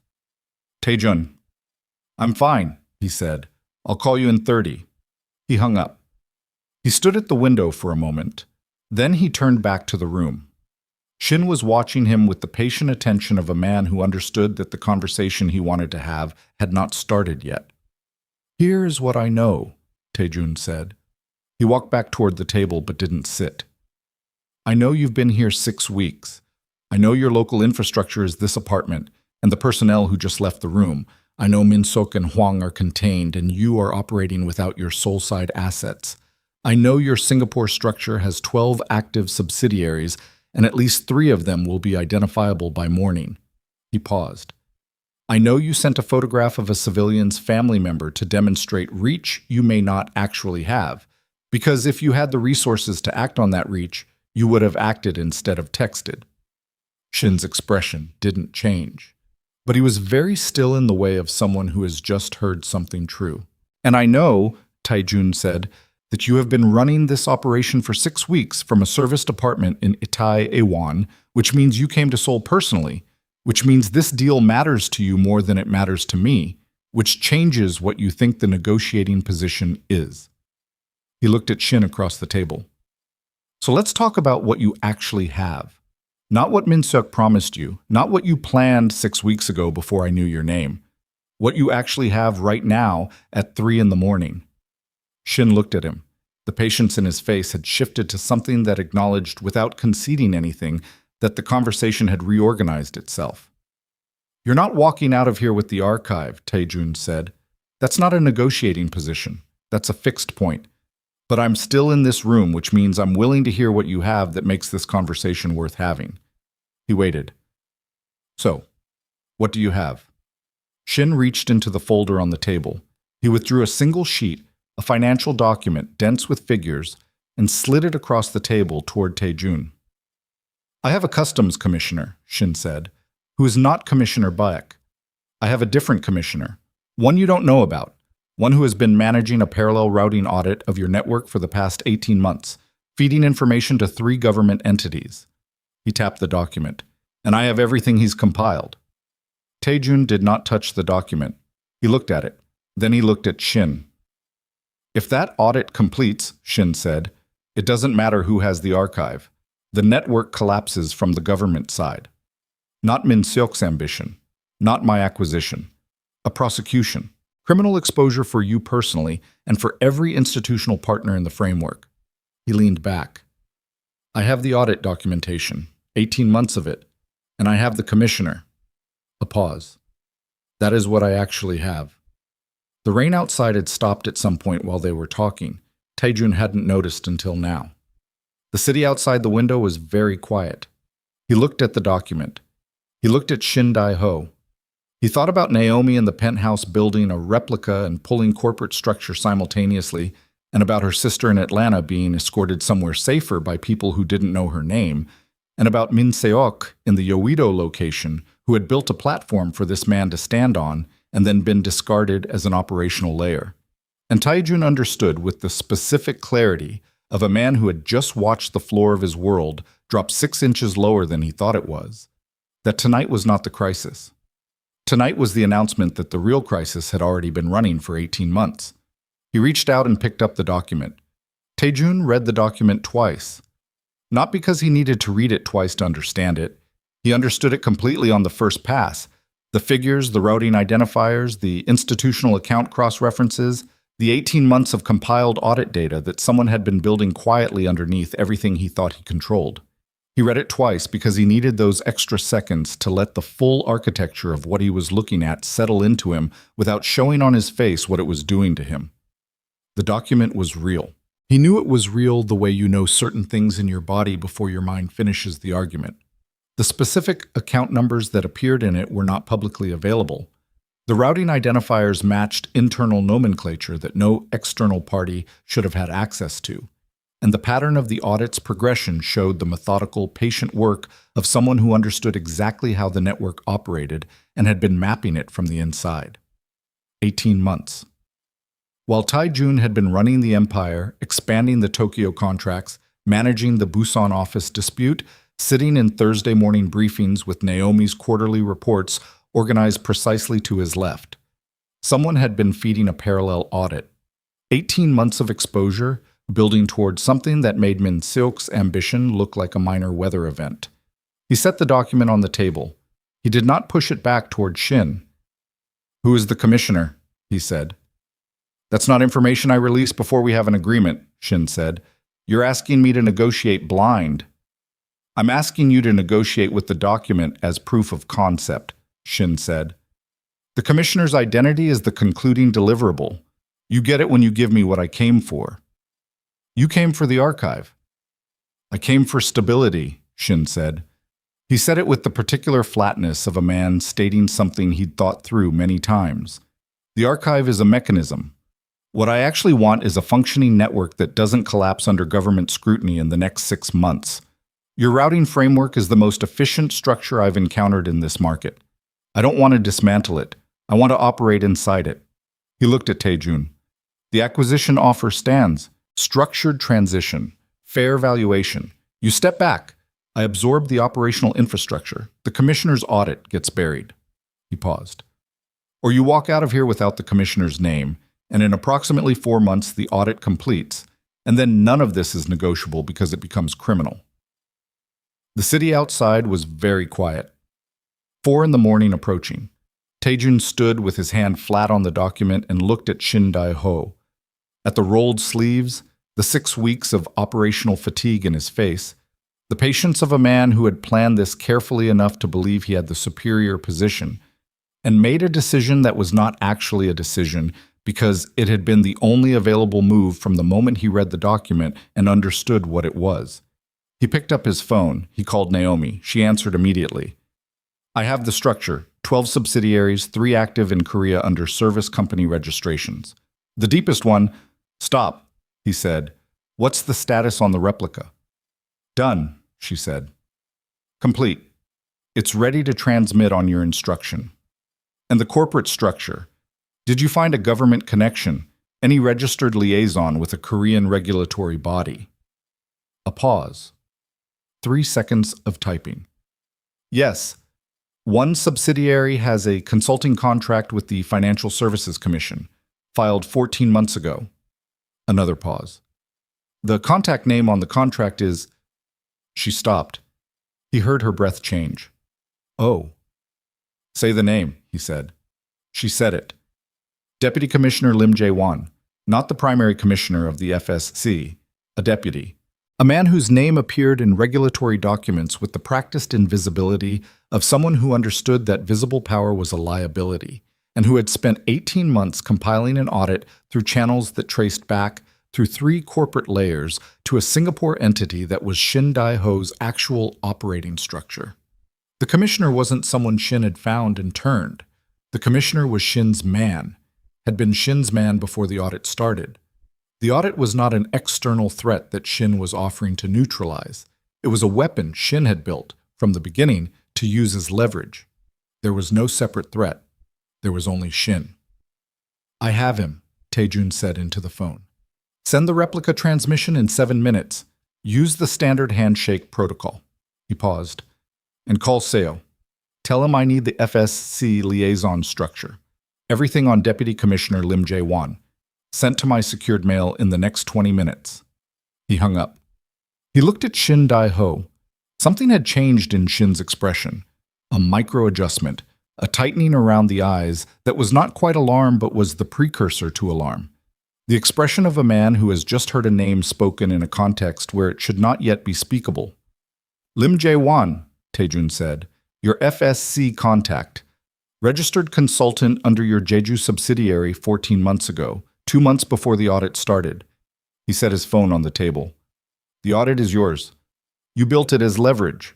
You were never planning to bury it in exchange for the archive. You were planning to hold it indefinitely, which means the acquisition offer doesn't terminate the threat. It just changes who's holding it." He looked at Shin. "Which means the offer was never an offer. It was a transfer of control." Shin was very still. "You would have taken the archive," Taejun said, "absorbed the routing network, and retained the audit documentation as ongoing leverage over whatever role you allowed me to keep. Because a man with criminal exposure who is dependent on you to keep it buried is a man who will not cause problems." He held Shin's gaze. "That's the actual structure. not an acquisition, a capture. The silence lasted 4 seconds. Then Shin said, "You're a difficult man to negotiate with." "I'm not negotiating," Taejun said. "I'm explaining what happens next." Shin's hands moved to the table. Not aggressively, just the shift of a man repositioning his weight. His eyes were steady, calculating. He had not become the operational structure he was by being easily rattled, and he was not rattled now. But the advantage he'd walked into this room with had redistributed, and he knew it. "Lim is my asset," Shin said. "You can expose him if you want. It damages me. It also surfaces the audit, which means it goes from being privately held leverage to public record, which is significantly worse for you." "For the version of me that existed 6 hours ago," Taejun said, "before I had the replica." Shin looked at him. "Explain." "My forensic accountant," Taejun said, "has spent the last 4 hours building a complete structural replica of the routing archive. Every account number, every routing code, every institutional identifier, all internally consistent, all false. In approximately," he checked his watch, "3 minutes, that replica is going to transmit through the network handshake to every entity address connected to your subsidiary structure. Every partner organization you've identified as part of this operation is going to receive what looks like a complete data package from the Hanseong routing archive." Shin's stillness became a different kind of stillness. "And every transmission trace," Taejun said, "is going to give me the complete map of your network. Every recipient, every organizational connection, every entity that responds to the data package confirms itself as a participant in an attempted acquisition of criminal financial infrastructure." He looked at Shin. "Which means in the next 4 minutes, you are either a man who is helping me dismantle a government audit file that you built, or you are a man whose entire partner network has just been fingerprinted by the person whose secretary you had attacked in a parking garage." Shin Dae-ho looked at him for a long moment. Then, with the precise, unhurried movement of a man who has decided that the current position is untenable and that acknowledging it is the only move that retains any value, he reached into the folder and withdrew a second document. This one was thinner, a single printed page with a digital file reference at the bottom. "Lim's access credentials to the FSC audit portal," Shin said, "and the file location." He slid it across the table. "The audit can be deleted from the source by someone with his credentials. It has not been formally submitted to the Commission's prosecution division. It is still in the compiled evidence stage." He looked at Taejun. "If it's deleted before morning review at 9, it doesn't exist." Taejun looked at the page. "And Lim?" "Lim is my problem," Shin said. "Not yours. Lim becomes a problem for me if he rebuilds from another direction." "He won't," Shin said. Something in his voice carried the specific flatness of a man making a commitment he intends to keep because the alternative is worse for him. "He won't rebuild. He'll be occupied with other concerns." Taejun picked up the page. He looked at the file reference. He called Naomi. "The transmission," he said. "How many recipients have responded?" 11, she said. Her voice was tight. 11 entities pinged back a receipt confirmation. I have all of them. Addresses, organizational IDs, transmission metadata. A pause. "Taejun, one of the recipients is a routing address I recognize. It's connected to the FSC's internal evidence management system." "I know," he said. "Hold everything you have. Don't transmit anything further. And I need you to access an external portal with credentials I'm going to read you." He read her the credentials from Shin's page. He heard her enter them. He heard the soft confirmation sound of a system accepting access, then 3 seconds of silence. "I'm in," she said. Quiet. Not triumphant. Just certain.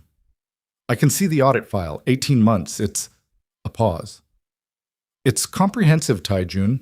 Whoever built this knew the network very well." "Delete it," he said. A longer pause. 4 seconds. "All of it," he said. He heard her begin. He did not look away from Shin Dae-ho while it happened. Shin sat across the table with his hands flat and his face arranged into the expression of a man watching something he built being taken apart. And he did not look away either, and the two of them held the specific contact of people who have moved past negotiation into something more final. "Done," Naomi said. It's gone. Every compiled file, every evidence document, every transmission record within the portal. She exhaled, a long, controlled breath. The 11 network recipients I have from the replica transmission. What do you want me to do with that data? Keep it, he said. I'll tell you when. He hung up. The audit was gone. Not the problem. Lim Jae-won still existed. Shin Dai-ho still existed. The Singapore structure still existed. But the weapon was gone. And without the weapon, the leverage was gone. And without the leverage, the capture structure Shin had built over 6 weeks collapsed back into what it actually was. An ambitious play by a man who had overestimated how well he understood what he was dealing with. Min Seok and Hwang, Taejun said, they become your responsibility. Every debt, every exposure, everything they generated in service of this operation. You absorb it. Shin's jaw moved. That's an expensive position. You recruited them, Taejun said. You pay for them. A long moment. Agreed. The Atlanta situation ends now, completely. Anyone you have positioned near Naomi Brooks or her family is removed tonight. Not at dawn. Tonight. It's already done, Shin said. It was done when you walked in here. I did not come to Seoul to hurt civilians. He said it with something that was close to genuine. That part was never the plan. And yet, Taejun said. Shin said nothing. The 11 entities, Taejun said. The ones that received the replica transmission. I keep that data. Indefinitely. If your structure intersects with anything connected to my network in the next 10 years, any subsidiary, any routing channel, any institutional relationship, that data becomes very public very quickly. Shin looked at him. That's not an acquisition. That's a permanent exclusion. Yes, Taejun said. It is. Another long moment. The city outside beginning, somewhere far below, to show the first suggestions of a lightening sky. Not dawn yet, but the hour before dawn, when the dark starts to thin at the edges without yet committing to anything. Shin Dae-ho picked up his phone from the table. He typed one message and sent it. The Atlanta team just received a stand-down, he said. They'll be out of the country by morning. He set the phone down. And I will be as well. Good, Taejun said. Shin stood. He straightened his shirt. The rolled sleeves, the 6 weeks of Seoul, the careful structure of an operation that had been thorough and patient and ultimately insufficient. He looked like a man who had not lost badly enough to be destroyed and had not won enough to feel anything about it. You built something real, Shin said. 15 years. I meant that. I know you did, Taejun said. It doesn't change anything. Shin nodded once. He picked up the folder from the table, left the documents Taejun had touched, took only the materials that were his, and walked to the apartment door. He opened it. He paused without turning back. Your secretary, he said. She built a complete structural replica of a classified financial archive in 4 hours, from a penthouse, with a broken leg, while managing an active family threat in another country. A pause. I want you to understand that I know what that is, what she is. Another pause. Don't waste it. He walked out. The door closed. Taejun stood in the empty apartment for approximately 90 seconds. He stood with the document in his hand and the city thinning toward dawn outside the window, and he let the specific quiet of a thing being over settle into him without rushing it. Then he walked out, took the stairs down, and went back through the lobby past the front desk attendant, who had learned not to ask, and out into the Seoul street where Junho's car was waiting. He was in the car by 4:18. He called Naomi at 4:21. She answered on the first ring. Her voice was alert. She had not slept. He could hear the particular texture of 4 in the morning wakefulness, the kind that comes from adrenaline running long past its natural duration. Are you in the car? Yes. Are you all right? Yes. The Atlanta situation is resolved. I'll confirm with CO in an hour, but the stand-down was sent from Shin's phone while I was watching. The exhale on the other end of the phone was long and quiet. Okay, she said. Okay. The audit is gone. Shin is leaving the country by morning. He watched Seoul pass outside the car window. The empty streets, the wet pavement still reflecting light from the previous night's rain. The city in the specific suspension of early morning that felt like the world holding one long breath. It's done. Min Seok, she said. His exposure transfers to Shin's structure. He's financially ruined and operationally finished, but he paused. He'll be somewhere he can't cause further damage. A silence. And Huang? Huang is 63 years old, and he was scared, Taejun said. He'll receive a structured retirement, complete and immediate. Another pause. He was used more than he used. That matters. Naomi was quiet for a moment. He could hear her breathing and the soft ambient sound of the penthouse, the city outside those windows, the heating system, the specific silence of a room that had been occupied by intense focus for many hours and was now beginning to decompress. I made coffee, she said. It's probably the fourth pot. I'll be there in 20 minutes, he said. I know, she said, and hung up. He arrived at 4:43. She was at the dining table with her fourth cup of coffee, her laptop closed for the first time since she'd opened it the previous morning, her blazer off and folded over the back of the chair. Her hair had fully given up any semblance of its morning shape and was doing what it wanted, which in Taejun's observation was something it did beautifully. Her leg was stretched out under the table, elevated on the adjacent chair, the compression bandaging still white and clean. She looked up when he came through the door. She did not say anything immediately, which was one of the things about her that he had noticed very early and never found a way to name correctly. The absence of performative response, the willingness to let a moment be what it was without decorating it. He came in. He set his jacket over a chair. He sat. She pushed the second coffee cup toward him, already poured, which meant she had poured it when she heard the elevator. And he took it and drank some and set it down. Tell me what happened in the room, she said. He told her. He told her everything. Shin, the audit structure, Lim Jae-won, the way the capture plan had been built from the beginning, the Seojin credentials on the document page, the moment he understood that the audit was the weapon and not the leverage. He told her the 11 entities and what they represented and what he planned to do with them. He told her Shin's exit terms. He told her the last thing Shin had said, standing in the doorway. Naomi listened to all of it with her hands around her cup and her eyes on his face, and she didn't interrupt, and she didn't ask clarifying questions because she didn't need to. She had built the tools that made the night possible, and she understood the structure the way you understand something you assembled with your own hands. When he finished, she was quiet for a moment. He's right, she said. Shin, what he said at the end. I know, Taejun said. You know what he was saying. Naomi. I'm not asking you to say anything, she said. I know it's 4 a.m. and we've been awake for, she counted briefly, almost 24 hours. I'm not asking for a speech. She looked at him directly. I'm just telling you that I heard him, and I agree with him, and I think you should know that I agree with him. He looked back at her. The light in the penthouse at 4:45 in the morning was the particular quality of artificial light in the last hour before natural light starts to compete with it.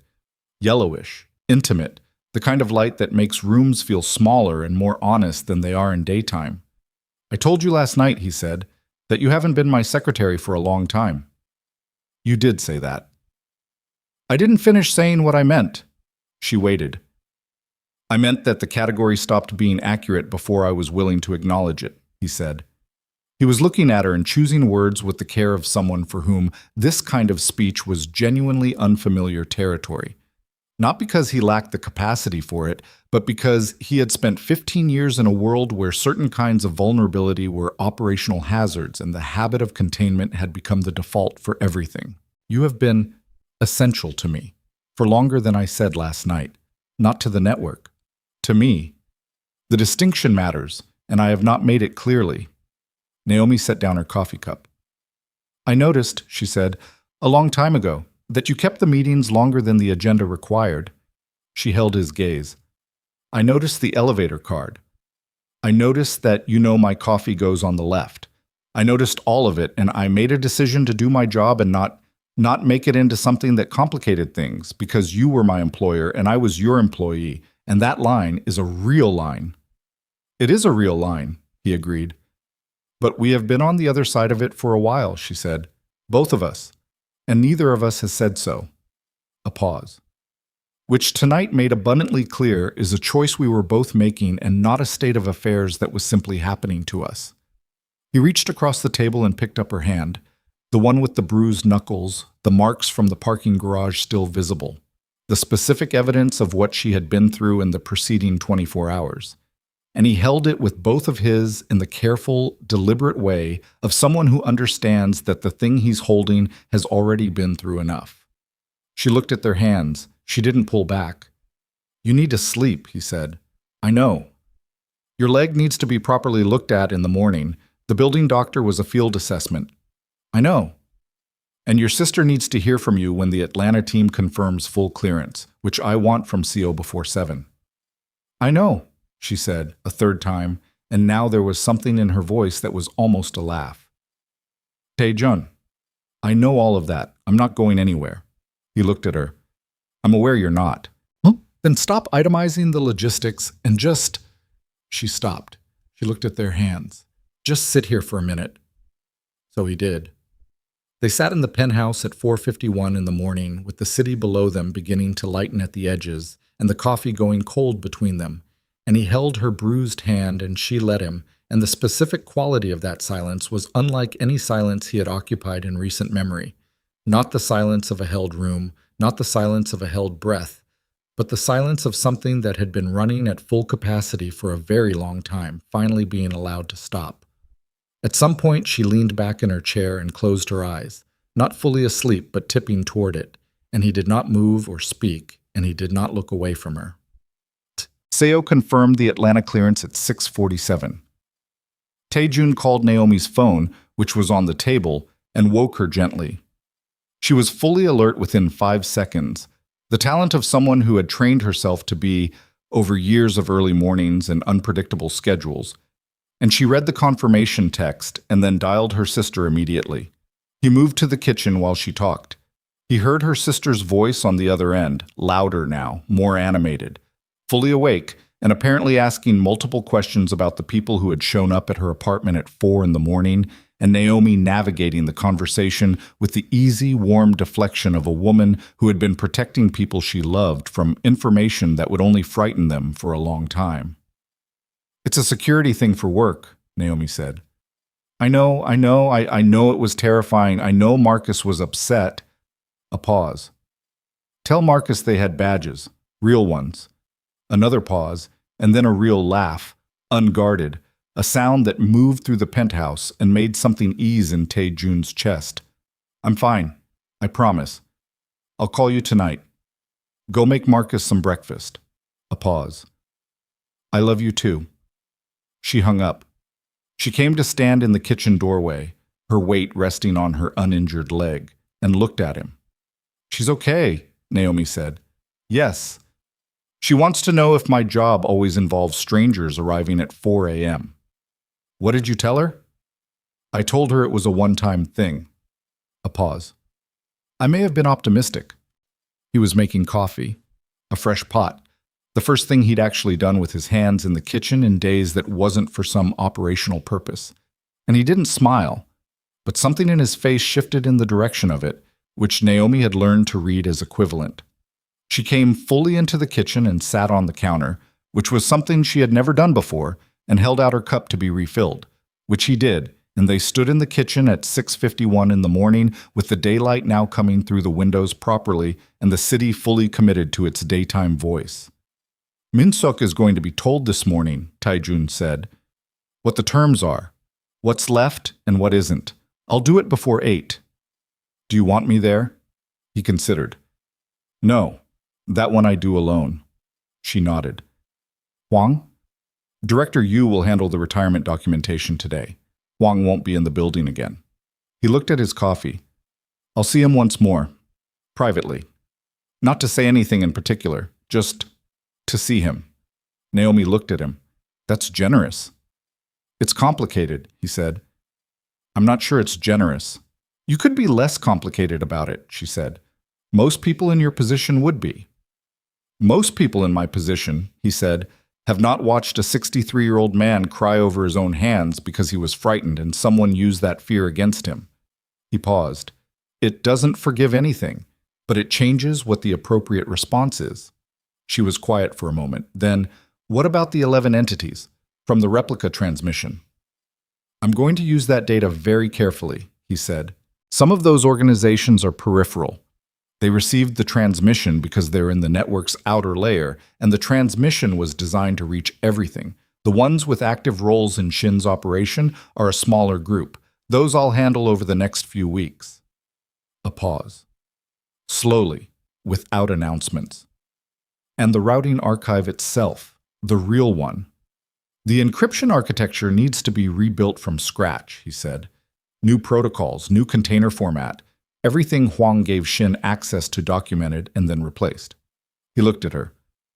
That's going to require about 3 months of your time, if you're willing. She looked back at him steadily. Is that the only thing it requires? No, he said. It also requires a formal renegotiation of your role, your title, your compensation, and the terms under which you operate in this organization. Because what became very clear last night is that treating you as an executive secretary is not only inaccurate, it's a liability. If people inside my organization can look at you and see an access point because they think you're support staff, then the classification is itself the problem. Naomi was quiet for a moment. What classification were you thinking? That's part of the negotiation, he said. But Chief Strategic Officer is where I would start. She took a slow breath, looked at her coffee. That's a significant change. Yes. People will have questions. People always have questions, he said. I've never found that to be a persuasive reason to not do the correct thing. She looked up at him. Is this the correct thing? Yes, he said. No qualification, no modifier. Just the words sitting there, plain and fixed, the way he said things when they were not open to revision. The daylight was fully established now, coming through the penthouse windows and making the room look different from its 4 in the morning self. Larger, more ordinary. The kind of space where normal life could theoretically occur, not just operational crises and late-night confrontations with Singapore businessmen. Naomi was looking at him with the expression she'd had briefly the night before the photograph of her sister had arrived and dismantled the moment. The expression of something that had been waiting behind the professional frame for a long time and was finding carefully, cautiously, the space to be visible. Last night, she said, when you said I was essential to you, that the distinction between the network and you personally mattered. Yes. Did you mean that in the sense of... She stopped, started again. I want to be precise about this, because you are someone who says things exactly as precisely as you intend to, and I don't want to misread the calibration. Naomi. I'm being careful, she said. I know, he said. Stop being careful. She looked at him. I meant it in the sense of, he said, the past 3 years would have been possible without you, technically, in the same way that a building is technically possible without its load-bearing structure. Everything would still be standing, but the distribution of weight would be wrong, and eventually something would fail. He paused. And I have spent 3 years knowing exactly where the load-bearing structure was and not saying so because naming it made it something that could be targeted. He looked at her directly. Park Min-seok targeted it anyway, which means the protection of silence cost more than the risk of speech. She was looking at him with very full attention. So I am saying it now, he said. You are the load-bearing structure, not for the network, for me. A pause. I don't know if that's the kind of thing a person wants to be told, or if it sounds like another form of operational assessment. I'm aware that I'm better at operational language than personal language. It's not another form of operational assessment, she said quietly. Good. Although, she said, I want to note that the image of myself as a structural support system is doing something interesting for my self-esteem. He looked at her. Something shifted in his face that was not quite a smile, but was the closest thing to it he'd produced in approximately 24 hours. I'll work on the metaphor. No, she said. Don't. I like it. She set her coffee cup down. Taijun. Yes. She held his gaze, and something that had been held at careful professional distance for 3 years, Both of them holding it there, both of them aware they were holding it, neither of them quite willing to be the one to let it move, shifted. "Thank you," she said, "for this morning, for not letting me stand in that boardroom and pretend nothing happened. I told you," he said, "you were never a problem. I know." She smiled, the real one, the full one that she'd produced once before in the night, and that he had registered the way you register something valuable without quite cataloging it consciously. "That's the one I'm going to think about when the rest of this is hard, because the rest of this is going to be hard." "Yes," he said, "it is. 3 months rebuilding the encryption architecture, the network restructure, 11 entities to manage, Deputy Commissioner Lim to neutralize through official channels without surfacing why we know about him." She picked her coffee back up. "And someone has to tell the Tokyo office about the restructuring before they hear it sideways." "Monday," he said. "We handle Tokyo on Monday." "We," she said. "We," he said. The word sat between them, and neither of them felt the need to add anything to it. Abot. He met with Min Seok at 8:15 in one of the Yoido location's secured rooms, a spare functional space with 2 chairs and a table and nothing else. Min Seok had been given 8 hours in a room alone, which was its own kind of pressure, and he looked like a man who had spent those 8 hours reckoning with the specific weight of what he'd done and coming to no conclusions that made him feel better about it. He sat across from Taejun without performing anything. The ease was gone, the warmth was gone, the fluency he carried in rooms was gone. What remained was a man in his 40s who had made a series of decisions and was now sitting in their complete consequence. Taejun told him the terms. Financial. A structured dissolution of all shared assets, fair but minimal. Operational. Complete withdrawal from every network-adjacent entity, formal and informal. Personal. A destination that was not Seoul, not Tokyo, not any city in the current network's operational geography. Permanent. Min Seok listened to all of it without interrupting. When Taejun finished, Min Seok was quiet for a moment. Then he said, "The 15 years. "Yes," Taejun said. "That's what this is. These terms." He was looking at the table. 15 years is why there are terms at all." "Yes," Taejun said. "I thought I understood you," Min Seok said. "After 15 years, I thought I understood what you would and wouldn't do, what you could be pushed to accept." He paused. "I was wrong about one thing." "What?" "Her," Min Seok said. He looked up. His eyes were clear, not regretful exactly, but stripped of everything except the truth of the assessment. "I thought she was where you were most vulnerable. I thought that was the point of pressure." A pause. "I had it exactly backwards." Taejun said nothing. "She's where you're most decided," Min Seok said. "I understand that now." Taejun stood. He straightened his jacket. He looked at the man who had been his right-hand person for 15 years, who had been in rooms with him that no one else had been in, who had known things about him that only proximity and time can generate, and who had taken all of that and tried to use it as a chisel. "The car is arranged," Taejun said. "The documentation will be completed by noon. Junho will walk you through the remaining steps." Min Seok nodded. Taejun turned to leave. "Taejun?" He stopped. He did not turn back. "I was there when you had nothing," Min Seok said. "I want you to remember that I also remember that." "I remember it every day," Taejun said. "That's why you're walking out of here." He left. Ban. He saw Hwang at 9. Hwang's room was smaller, and the old man was sitting in the single chair with his hands in his lap, looking like he had done all the crying that was available to him in the night and was now just empty. He looked up when Taejun came in. Taejun pulled a second chair across from him and sat. He did not say anything immediately. He sat and looked at the old man and let the silence be what it was. "I'm sorry," Hwang said. The words came out old and tired, stripped of performance. "I know," Taejun said. "He told me I was going to be let go." Hwang's voice was barely above neutral. 22 years and I believed him. I should have... He stopped. "I should have come to you." "Yes," Taejun said. "You should have." "I was afraid." Huang said. That's the truth. I was afraid and he used it, and I let him. He looked at his hands. That's the whole of it. Taejun looked at him. At the 72 years of a life that had been used as a tool and then discarded by the man who'd picked it up and was now sitting in a chair trying to find something to hold on to. You'll receive full retirement documentation today, Taejun said. Pension structure, healthcare, the complete package, director level, as if the departure were standard. He paused. There will be no record of this. Huang looked up. Why? Because 22 years is 22 years, Taejun said. And you were scared. And someone who understood fear better than he understood loyalty used yours to break something. He stood. That doesn't forgive it, but it changes what the appropriate response is. Huang looked at him for a long moment.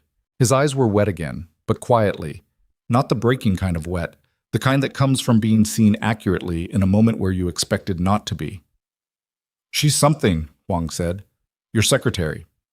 What she did last night. Her name is Naomi, Taejun said, and she won't be my secretary much longer. He said goodbye to Huang, which was a simple thing, and yet had a weight to it that he carried in his chest all the way back to the elevator.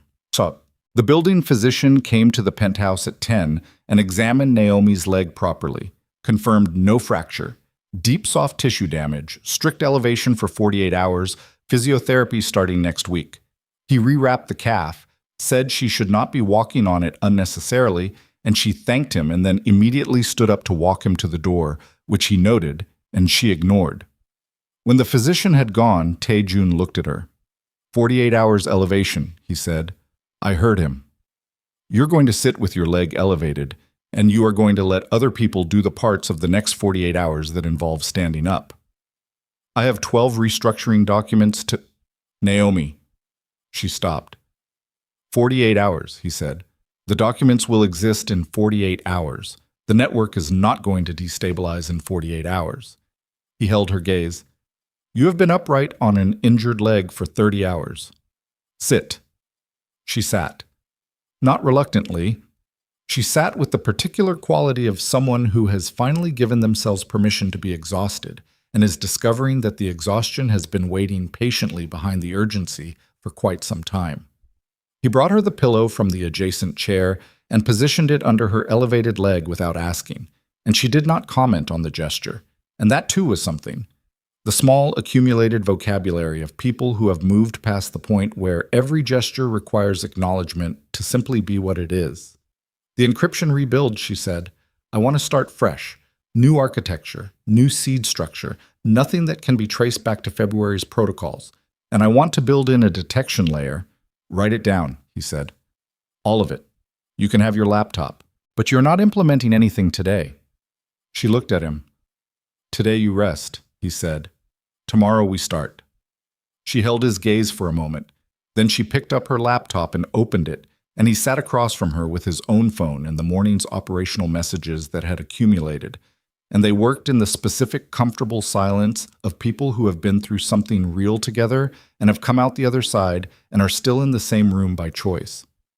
The city moved through its morning outside the windows. The rain was gone. Seoul was doing what it always did, urgent and enormous and indifferent to whatever had happened in its buildings and streets in the dark hours. And up in the penthouse, the world was, for the moment, very small and very manageable. At some point in the late morning, Naomi fell asleep in the chair with her laptop still open on a document she'd been annotating. She fell asleep between one sentence and the next, the way people do when exhaustion finally wins the argument completely, her chin dropping toward her chest and her hands going still on the keyboard. Taejun looked at her. He thought about the garage this morning, yesterday morning, now, and the boardroom, and the penthouse, and the Itaewon apartment, and the document with 18 months of compiled threat sitting on a table, waiting for him to decide what it cost. He thought about Shin Dae-ho in the doorway saying, "Don't waste it." He thought about Min-suk in the chair saying, "She's where you're most decided." He got up carefully and moved Naomi's laptop from her hands and set it on the table, and she shifted but didn't wake. And he adjusted the pillow under her leg, and she didn't stir, and he sat back down and looked at the city. The empire was intact. The betrayal was closed. The threats were gone, or neutralized, or converted into leverage of his own. Every thread that had unraveled in the past 24 hours had been pulled back and set. Not perfectly, not without cost. Min-suk was gone, and Huang was finished, and the network had 3 months of architectural rebuild ahead of it, and a deputy commissioner who needed to be dismantled through official channels before he found another patron. None of it was clean, none of it was easy. Nothing about the next 6 months was going to feel like a resolution.